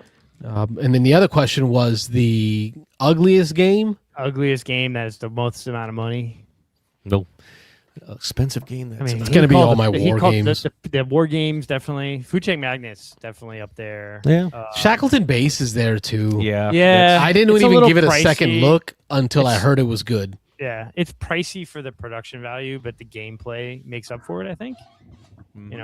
Oh, yeah. It's number one on my board. Is it number one? Yep. Shackleton, yeah. Number one on my board. I got a copy. Still. I got a copy for a good price. Oh, yes, that's right. All I didn't think the guy would accept it. But I'll bring my copy. We'll pull out the copy from the library. You pick up your virtual flea market copy, and we'll get 3 games going at the same time. That sounds like we'll fun. round up 12 people, and we'll do 3 games of Shackleton Base at the same time. After that, we'll use those 12 people to play Mafia Blitz. Yeah. Oh, that's even better. There you go. Or play Mafia Blitz first, hook them in, and then do. If you sat down, you have to play Shackleton Base. Hey, Wayne, I had 3 copies of. I think it was 3 copies of Clash of Cultures going on. Yeah. And teaching all at the same time at retreat. Yeah. So it can happen. But crazier things have happened. More comments? Turkey just scored. Yeah. See, Cody 2-1. says next Thursday, can you do best fireworks light games that you know for the 4th? Yeah, the following Thursday maybe, but I got copies of Hanabi, that kind of stuff. Yeah, lanterns, like fireworks stuff. Lanterns. Yeah, that's a good topic.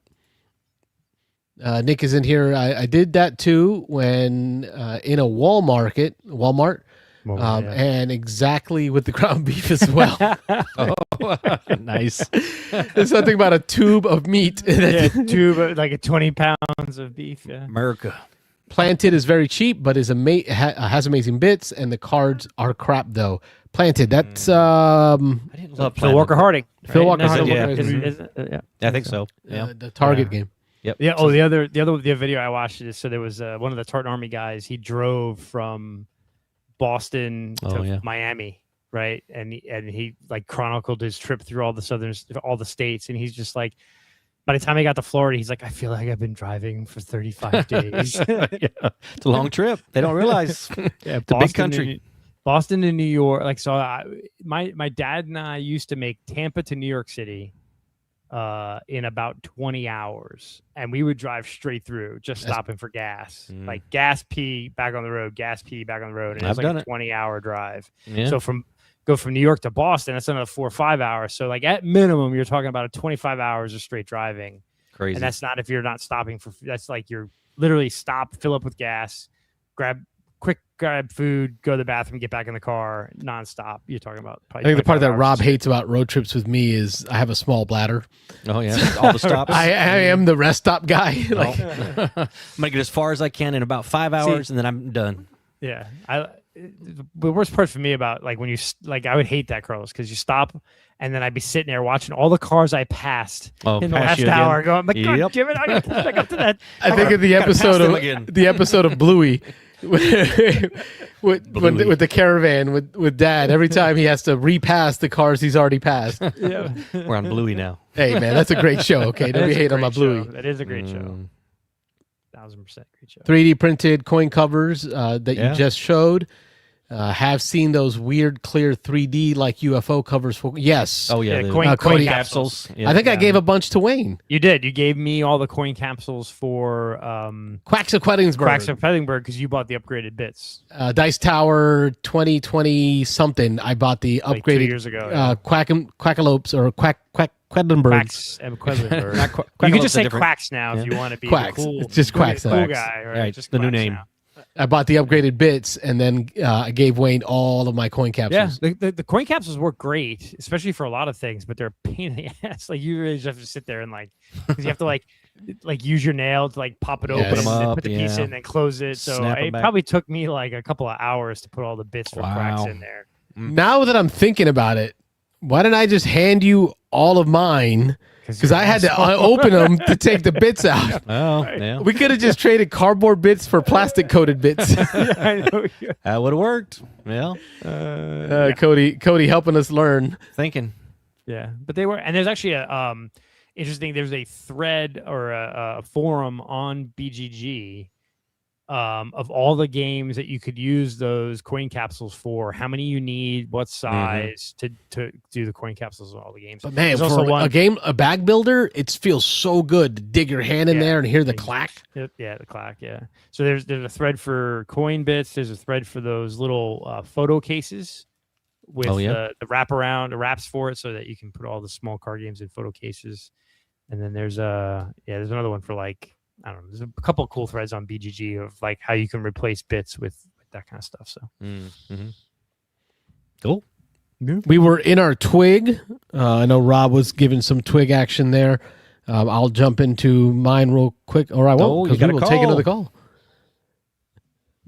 Beans and Dice Podcast. State your name. Where are you calling from? Hello. Make sure. Hello. Hello. Beans and Dice Podcast. State your name. Where are you calling from? Hey, how's it going? My name is Ryder. I'm calling from Sydney, British Columbia. Oh, nice. Canada. It is an international day today. Ryder, welcome to the show. We've had Netherlands and now Canada. You guys are international. Oh, yeah. And Egypt in the chat. So that's that counts too. Yeah, Israel. In the chat. Or Israel. I'm sorry. Yes, Israel.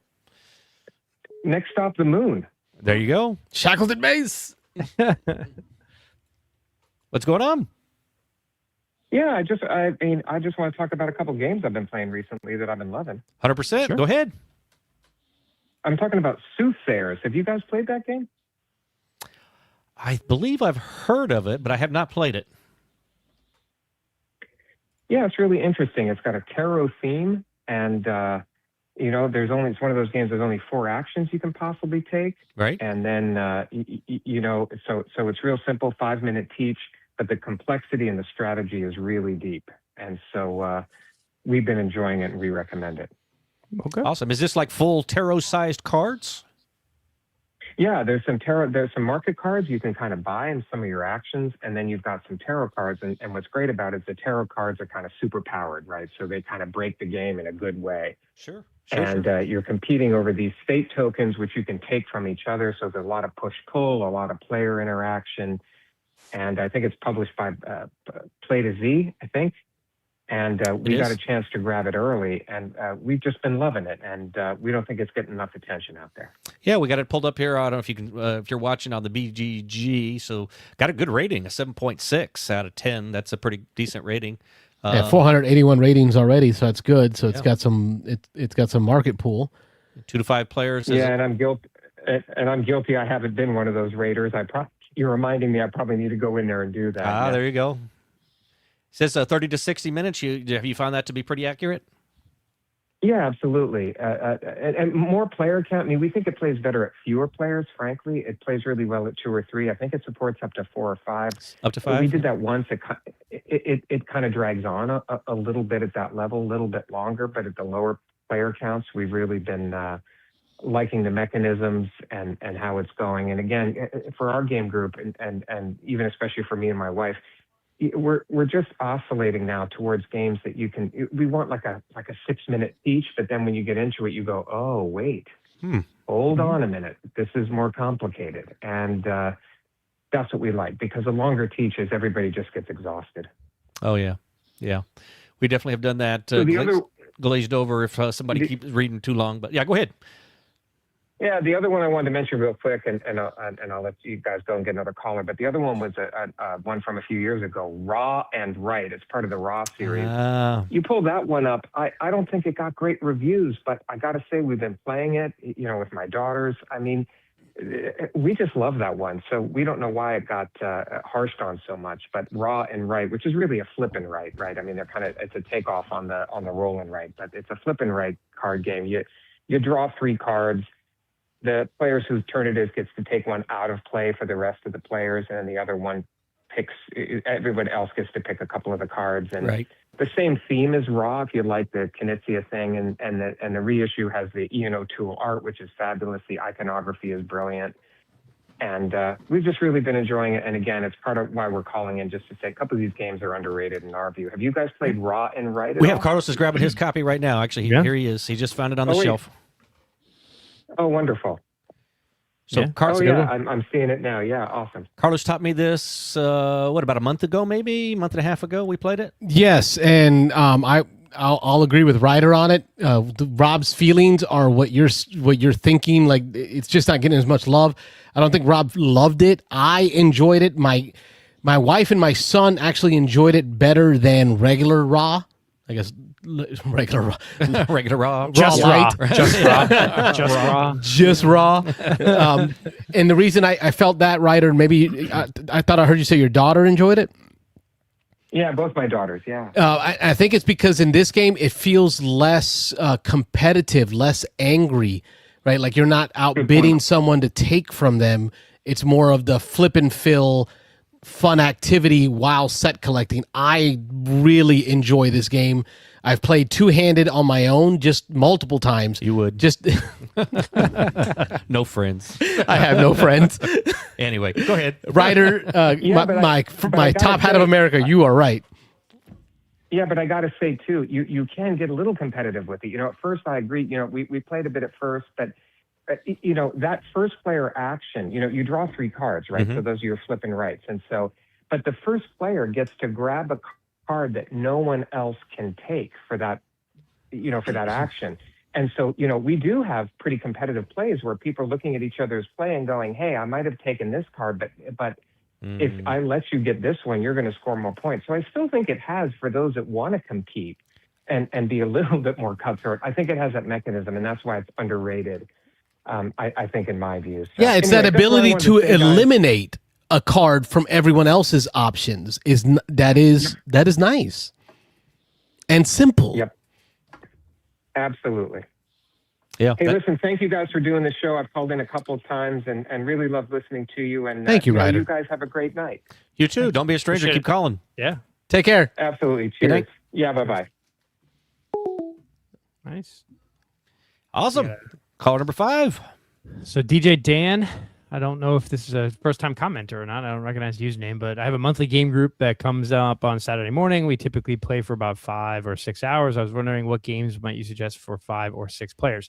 Oh. So 5 players, my absolute right now all-time favorite 5-player game is Smartphone Inc. That's a good one. Valid. Yep. That's a perfect 5-player game. I think Wars of Waterdeep is also really good at 5 or 6. Bomb Busters, I think. That's a game I haven't played a whole lot of yet, but Bomb Busters is but we're talking about 5 or 6 hours here, gentlemen. Oh, no, but you can play. Not one game for 5 or 6 hours, right? No. Yeah. I mean, not one game for 5 or 6 hours, and you talk about Twilight Imperium, maybe. Oh, but, yeah. There you go. Well, but like, if you have 5 or 6 players and you want to get a couple of games in, I think Smartphone Inc. 5-player, 6-player game. I don't think it plays 6, but 5-player game of Smartphone Inc. is an hour and 15 minutes easy. 6-player game of Mosaic, a Story of Civilization. That's a great. Feels a little competitive, but it is still Euro style. Looks like Cody's checking in Black Orchestra, which I have not played. I want to play that one. Maybe we'll try to get that one at Dice Star because I really want to play that one. 5 players Raw is a great game. We just talked about the Raw and Right, but the regular Raw. Regular light, raw light. Well, this is raw light. Yes, that's original raw. Original raw. You could do the what's the Stonemaier like roll and write one? The one where they keep having the little packs. Rolling Realms. Rolling Realms. Rolling Realms is great. Yep, there you go. There's a ton. Just depends, how heavy your group is, whether they're newer to gaming or they've been gaming a while. I mean, you could get into 5 and 6 players. I love big games. I love Scythe. I mean, a wonderful game. I think at a higher player count. A lot of people like it. Second Dawn was suggested if you want to play one big game for 5 players for the 5 or 6 hours. Yeah, Clips is a good one. All right, so games I think I would play. I would enjoy if I set up a game day right now, 5-6 hours. I think Mosaic, and we had 6 players, 5 players. Let's go 5. 6 is a lot. Good. Yeah. Mosaic. I would get in some Mosaic.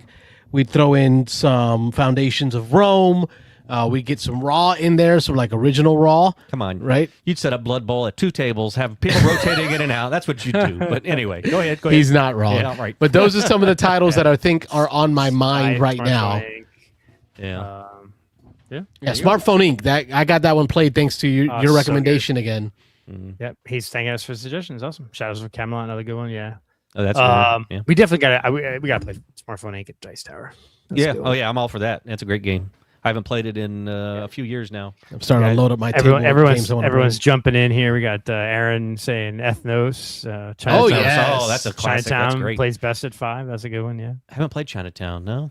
That's is that a Knizia or a Feld? Don't know. And Ryder's got me wanting to play some Raw and Right. There We you get go. a quick game in afterwards. Huh? Aaron finally got White Castle played, and it was fantastic. Thanks for hyping it up. Oh, Definitely yeah. didn't listen to me. No, you didn't love it. You still don't love it. Still don't love it. I don't completely love it, but I like it a lot more the more I've played it. So Yeah, I just there's something about that game that I just can't speed up my play. Like I know you only have was it 8 3 turns or turns, 9 turns. 9 turns, Nine. Yeah. And like by like the 8th turn, I'm like, oh great, I finally got everything ready to go. Game's ending, and yeah, I just keep it's too fast for me. I don't know what it is. I just can't figure out how to get it. Optimize. Yeah, I don't know. I'm missing something. I guess You got a combo, man. Whatever you do, you got to know that it's combo in something else. He's definitely been looking at Foundations Rome. Yeah, that That's got a good played one. at our most recent Foundations of today. Metropolis, same exact rules. A lot cheaper. A lot cheaper. Yes. Yep.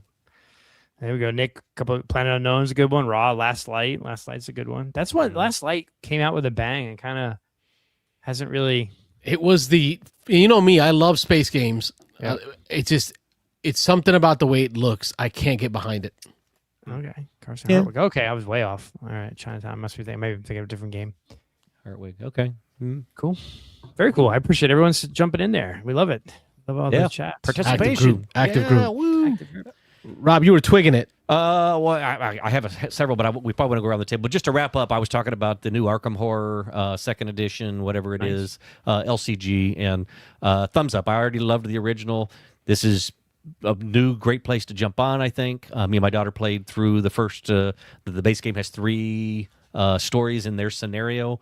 I believe next month they're coming out with a 5-story scenario. But got another caller. Beansanddice podcast. State your name. Where you calling from? Hey, it's Nick from the Netherlands again. Oh, hey Nick again. Put another call on the board, Rob. It counts. Welcome back, Nick. Yep. Puerto Rico plays Am I allowed to 5. call a second time? Puerto Rico does play 5, and I'm still waiting for my new copy of Puerto Rico. Good call out there, Nick. Am I allowed to call a second time? Or was that, Yeah, absolutely. Oh, yeah. We're just joking with you. This is what we do here, bro. We take phone calls. I had another question because from your earliest videos, I understood that you guys were always talking after the game night, and that's why you started the show. Yep. What were you guys talking about? Are you talking about the games you just played, or about everything Yeah. and nothing, or what? No. It Games was just played. evolved, but yeah. Yeah. So those nights were different. They were man, I miss those nights. Yeah. Because it involved food and Mountain Dew and board games. So the game shop would close, I think, around 11. Taco Bell they after, kick Wayne. us out. And then we go to Taco Bell afterwards. Yep. And I even remember doing this, Wayne, back in the old days of Anthem games over there off of, is it Henderson? Ehrlich. That was Ehrlich, right? before Rob. BR. We don't talk about BR. No, BR's, Before Rob. BR's lost. Yeah. You know, you spend a few hours with your friend playing games, and then you go to the Taco Bell, order a bunch of tacos, pull over to the side, because the back then it was just a drive-thru that was open, not the inside, and you just sit in the parking lot and just talk about the games you just played, what you've been everything we do here tonight, the same things that we talk about tonight, like random questions of what's a good 5-player game? I don't know, I kind of like this one. And it would just lead into these tangents of just good conversation. Sometimes we just stand in the parking lot for literally 2 hours, and we'd game for 4 or 5 hours, and then we'd find we spend half of that time in the parking lot, starting with the games we had played and mistakes we made and how we could have done better, and then it would just evolve. We would talk about, oh, did you hear the new thing? And oh, I talked to so and so last week, and they were playing this or whatever, and so it just went and went. And it was like the Irish goodbye. Yeah. right? Where you're literally standing there for 2 hours holding all your stuff. Oh yeah, holding your games. Like you're one, like, oh, I'm gonna go, but did you see that new game, that expansion that came out? And Yeah. like it just kind of keeps going. 2 hours later, you're still holding your games. Yep. Stand in the parking lot, and then as an evolution of that, not to go into the whole long story, we've done it in past shows, but that evolved into Carlos. A year or two later, we were talking about doing a show. Or Carlos really was. We were the driving driver of it. back from Dice Tower East. Is that what it was? Yeah. And I was, because you and me had driven there for the day and back. I think it was like a maybe a late day night. Trip. Sure. Yeah. We weren't staying there. Done that We didn't have several the times. hotel. Yeah. And I was like, bro, let's just do a podcast. Let's just record ourselves. And it was bad. Oh, it was bad. So bad. It was bad. And then we did that for a little while, just to look for some reviews and just chit chatting. And then Carlos came up with the idea of a call-in show. He was like, COVID came. "Oh yeah, Shut everything down." Yeah. And then I was like, man, I miss talking to people. And Yeah. I was like, Rob, let's add a phone line. Let's have people call in. I told him he was crazy. I said, "There's no way people are going to call in about a stupid game show and want to talk to us about games." Well, we got cussed out, I think, like in episode 3. Oh yeah, I remember that. yes, we did. I was watching then. I was watching. The guy was Angry like, caller. you guys were talking about playing online games, and he's like, "That's not gaming." Was Yep. it Steven? Yeah, we got cussed I at. can't remember. It was great. Yeah. So it's been a fun ride over 6 years now of taking phone calls like this from people like you, Nick. It's great. Sounds amazing. Do you have any idea what episode number it is now? I Oh. don't. We'd have to go back and look. Count, I remember yeah. my buddy Patrick We're was on easily it. over 300. Yeah. How many Thursdays have there been in the last 6 years, 5 years, 6 years? Yeah. I will commit to looking for that episode Okay. that Patrick was on, and then posting the link to you so that Nick can watch the joy of us getting cussed out. But the thing is, Nick, what you don't know is, may not know because you're newer. Rob and I, our careers started like in a phone intensive environment, and so we've been like professionally trained on how to be on the phone. So I thought we were like the perfect candidates for it, and it has been, because we're good at getting cussed at, yelled at, dealt with prankers, and We don't care. We've had worse. yes, today I've had 5 calls today that were worse than anything I've had all year on this phone. Understandable. I mean, yeah, call service never sounds like a fun job to me, but Yeah.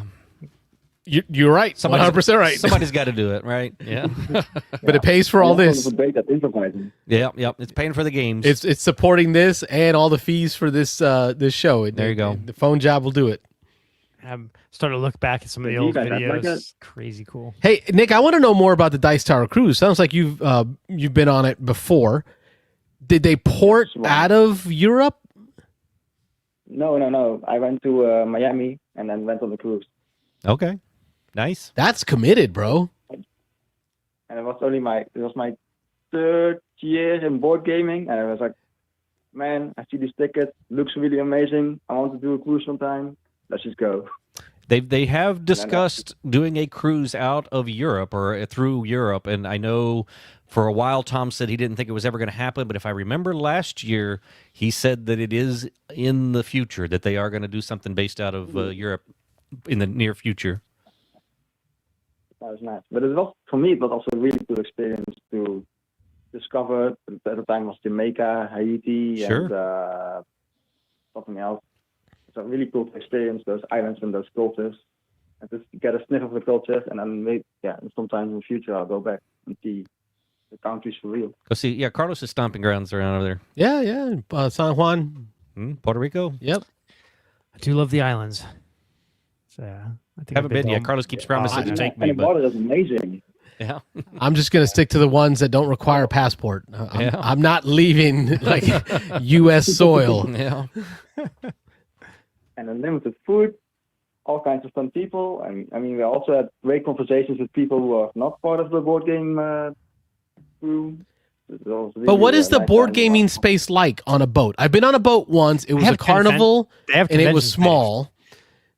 The bigger ships have convention spaces like that a you don't even convention see. hall. Yeah, they have not like massive, but they have space like that you don't ever see because they'll have weddings and they'll have conventions like doctors have like conventions at sea and stuff like that. Nick, do they leave it open the entire time for gaming, like 24/7? Yes, Okay. I believe so. Yeah, but at night there are no volunteers, so you could I theoretically just go in and pick what you want, I think. But I never did that. So, and you have it's all the way in the bottom of the ship. There's one room with like 25 tables and the whole library in it.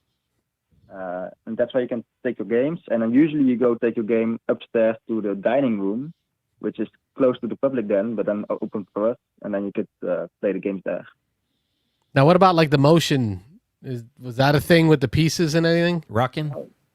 No, not at all. I mean, I'm usually motion stick, but I knew like on such a big boat, you wouldn't have any issues with that. Those big ships are pretty steady. Yeah. I don't know. There's stories of me having to get picked up by the local police department in a dinghy in the bay, in a canoe. I got washed out in the bay, so I'm kind of afraid of water now. I almost died, man. It was bad. What did you do? I took my son canoeing on the blueways. We have these blueways in Tampa that run the bay, kind of like canoe paths, and then the tides shifted and blew me out. Almost into the Gulf, and I had to get picked up. But the weather was so bad, the police couldn't get to me. It took hours for them to get to me. I was really freaking out. The sun was starting to set. I had my 8-year-old son with me, and I'm thinking, oh man, he's gonna have to eat my dead body to survive. Like this is gonna be bad. No. How far off the coast are you? Not too far. Thank God they got me before the bridges. I had 2 bridges left before I was in the Gulf. So. It worked out, and I've never been back ever since. Understandable. I wouldn't do the same either then. No. Scary. All right. Well, thank you for your time again. It's almost 10 minutes to see you already. So. All right, brother. Good call. Good chat. Have a good night. Good night. Bye-bye. Bye. Yeah, me and boats don't work together. No, not friendly. Our new commenter, my FLGS owns the entire mini strip they're on. One of the other tenants is a property is a pizza shop, so people are always ordering pizzas and items. That's always good. And then I love me some breakfast pizza. Oh, there's Mike's Pizza. Mike's Pizza and Deli Subs in Clearwater, right by where I work. They make a breakfast pizza with it's like a giant pie, like a dozen eggs, bacon, sausage, cheese. Oh, so good. Best. Breakfast pizza. There was oh man, I'm trying to remember the name of the shop. You'll remember it. I think Big John was the name of the owner. Over off of Ehrlich. It was upstairs above like a dance arena studio. games. Arena. Yeah, Paul. Big Paul. We would have him and his friends over when I managed the roller rink here in Tampa. Nice. Yeah. And we would do RPG nights all night long. Mm-hmm. And we had access to the snack bar. So we would make double-decker pizzas and hot dogs and chili all night long while playing RPGs till dawn, till the sun rose. Those are some of the best gaming memories I have, is just playing RPGs, minis games, D&D all night long. Was there a smaller guy named Rick with him? I don't remember. Okay. I remember we also had Lance back when Fortress Games was a thing. Mm-hmm. We would do that with Lance. We know so many of the same people. How did we not meet? I know. Ago? You probably did at some point. I was just telling my son was asking me, what was the first game shop you went to? And I was telling him about Lance's Fortress Games. Mm-hmm. On, I think it was Florida. Was it Florida? That sounds about right. Yeah. And then old, Merlin's books, and then a bleach blonde haired British guy with a lisp.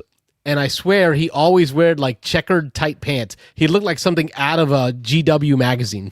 Like he's this British punk rocking guy. Gaming, hanging out in the game store is one of the best feelings. Yeah, we used to, because I worked at USF, and 3 or 4 of us that worked at USF in different departments, we'd go to lunch at Schlotsky's Deli, and we'd go to Merlin's Books and walk around Merlin's Books, and then eat lunch and talk about D&D and stuff. Yeah. Yeah, DJ Dan's not wrong. Having a good FLGS, a local friendly game store where you can have these conversations with friends, totally worth it. DJ Dan says, dude, you owned a rink. I DJ'd at my rink for 10 years.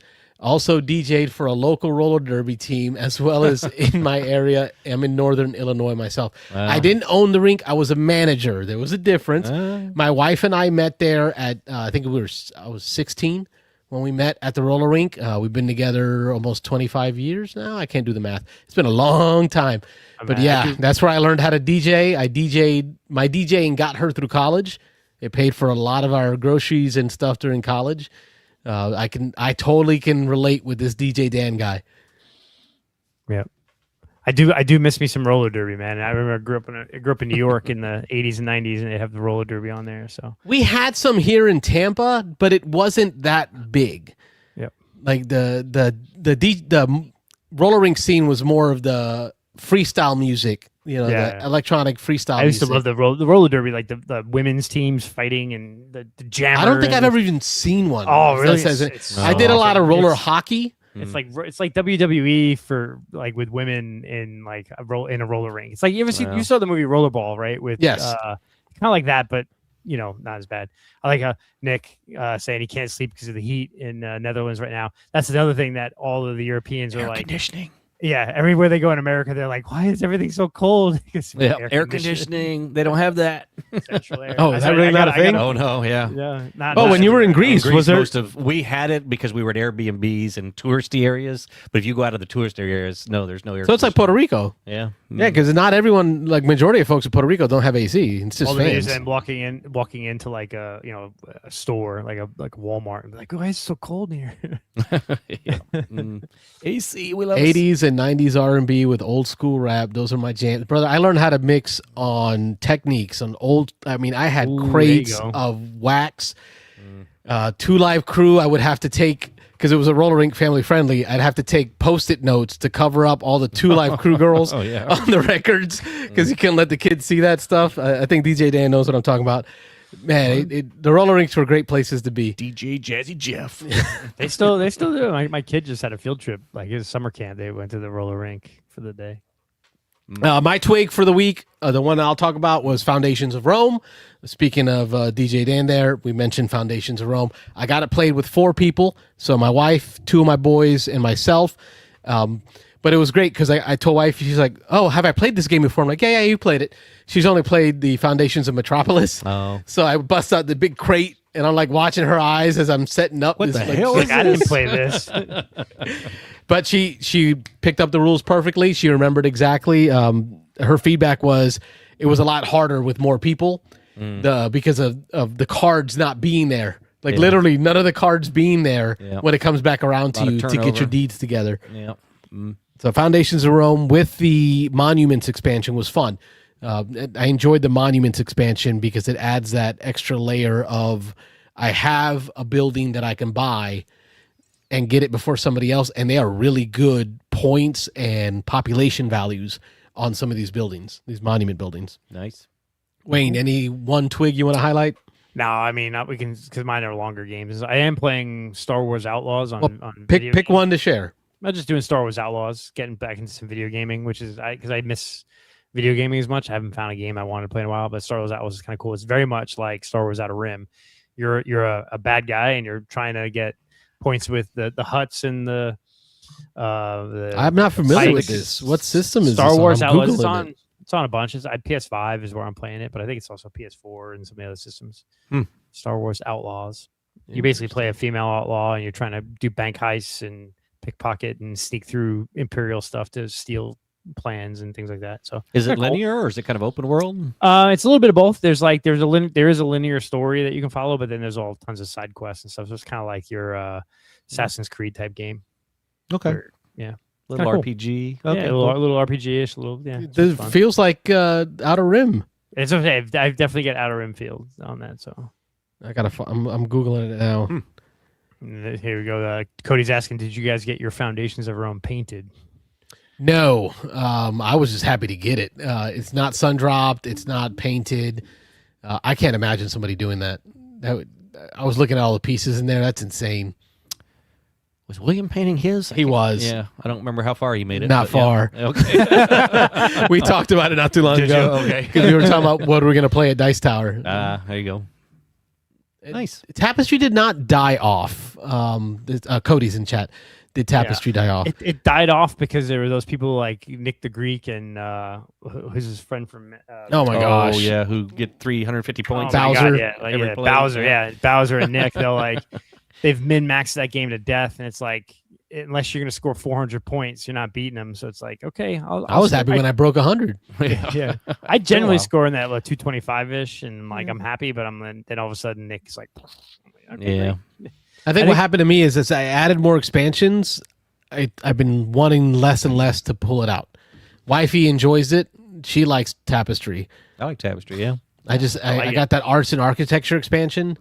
And then after just a couple plays of that, it's like, I don't know if I really want to set all that up again. Yeah, it's a lot of stuff. And like I said, yeah, I enjoy it, but it's like very player dependent because if you have somebody that's just really good at the game, they're just going to kill you.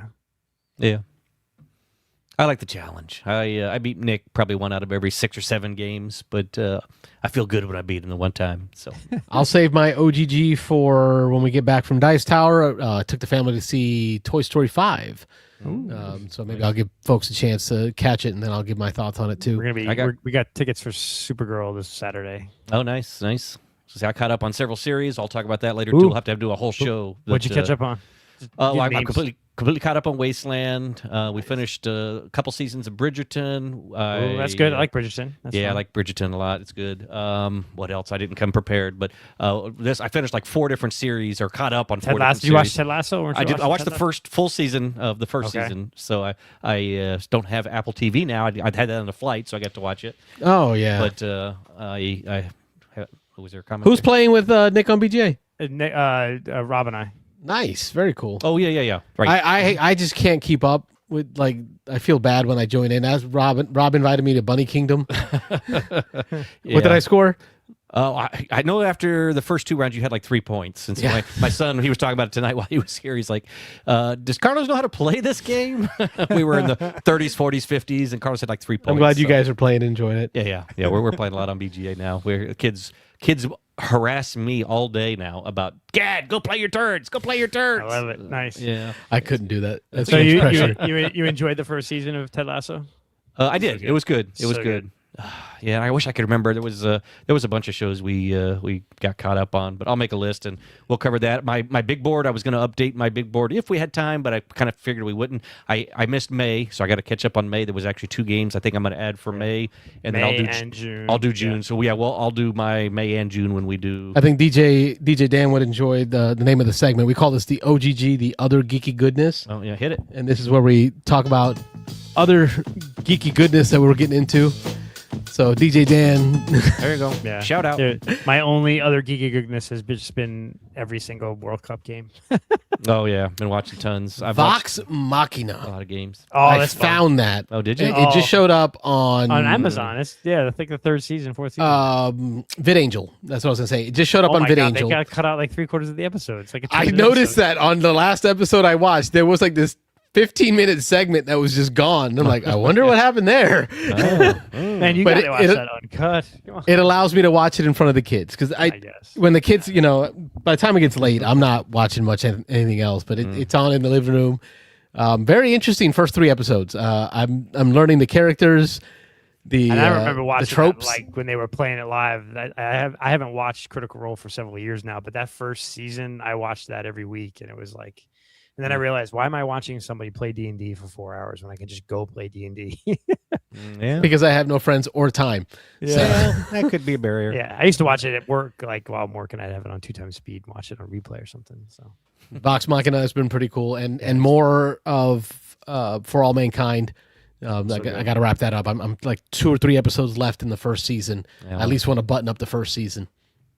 I want to see that. I gotta. They keep talking about Shackleton Base. Yeah. I know that thing. Too. They're like, oh, the Russians are here on Shackleton Base, and Jamestown Base is here. And I'm like, that's the base that I play the games on. That's good. Dork. Valid. Enjoy your TV. Yes. All right, folks. I think this is it for at least this week. Next week, we will not be doing a live call-in show.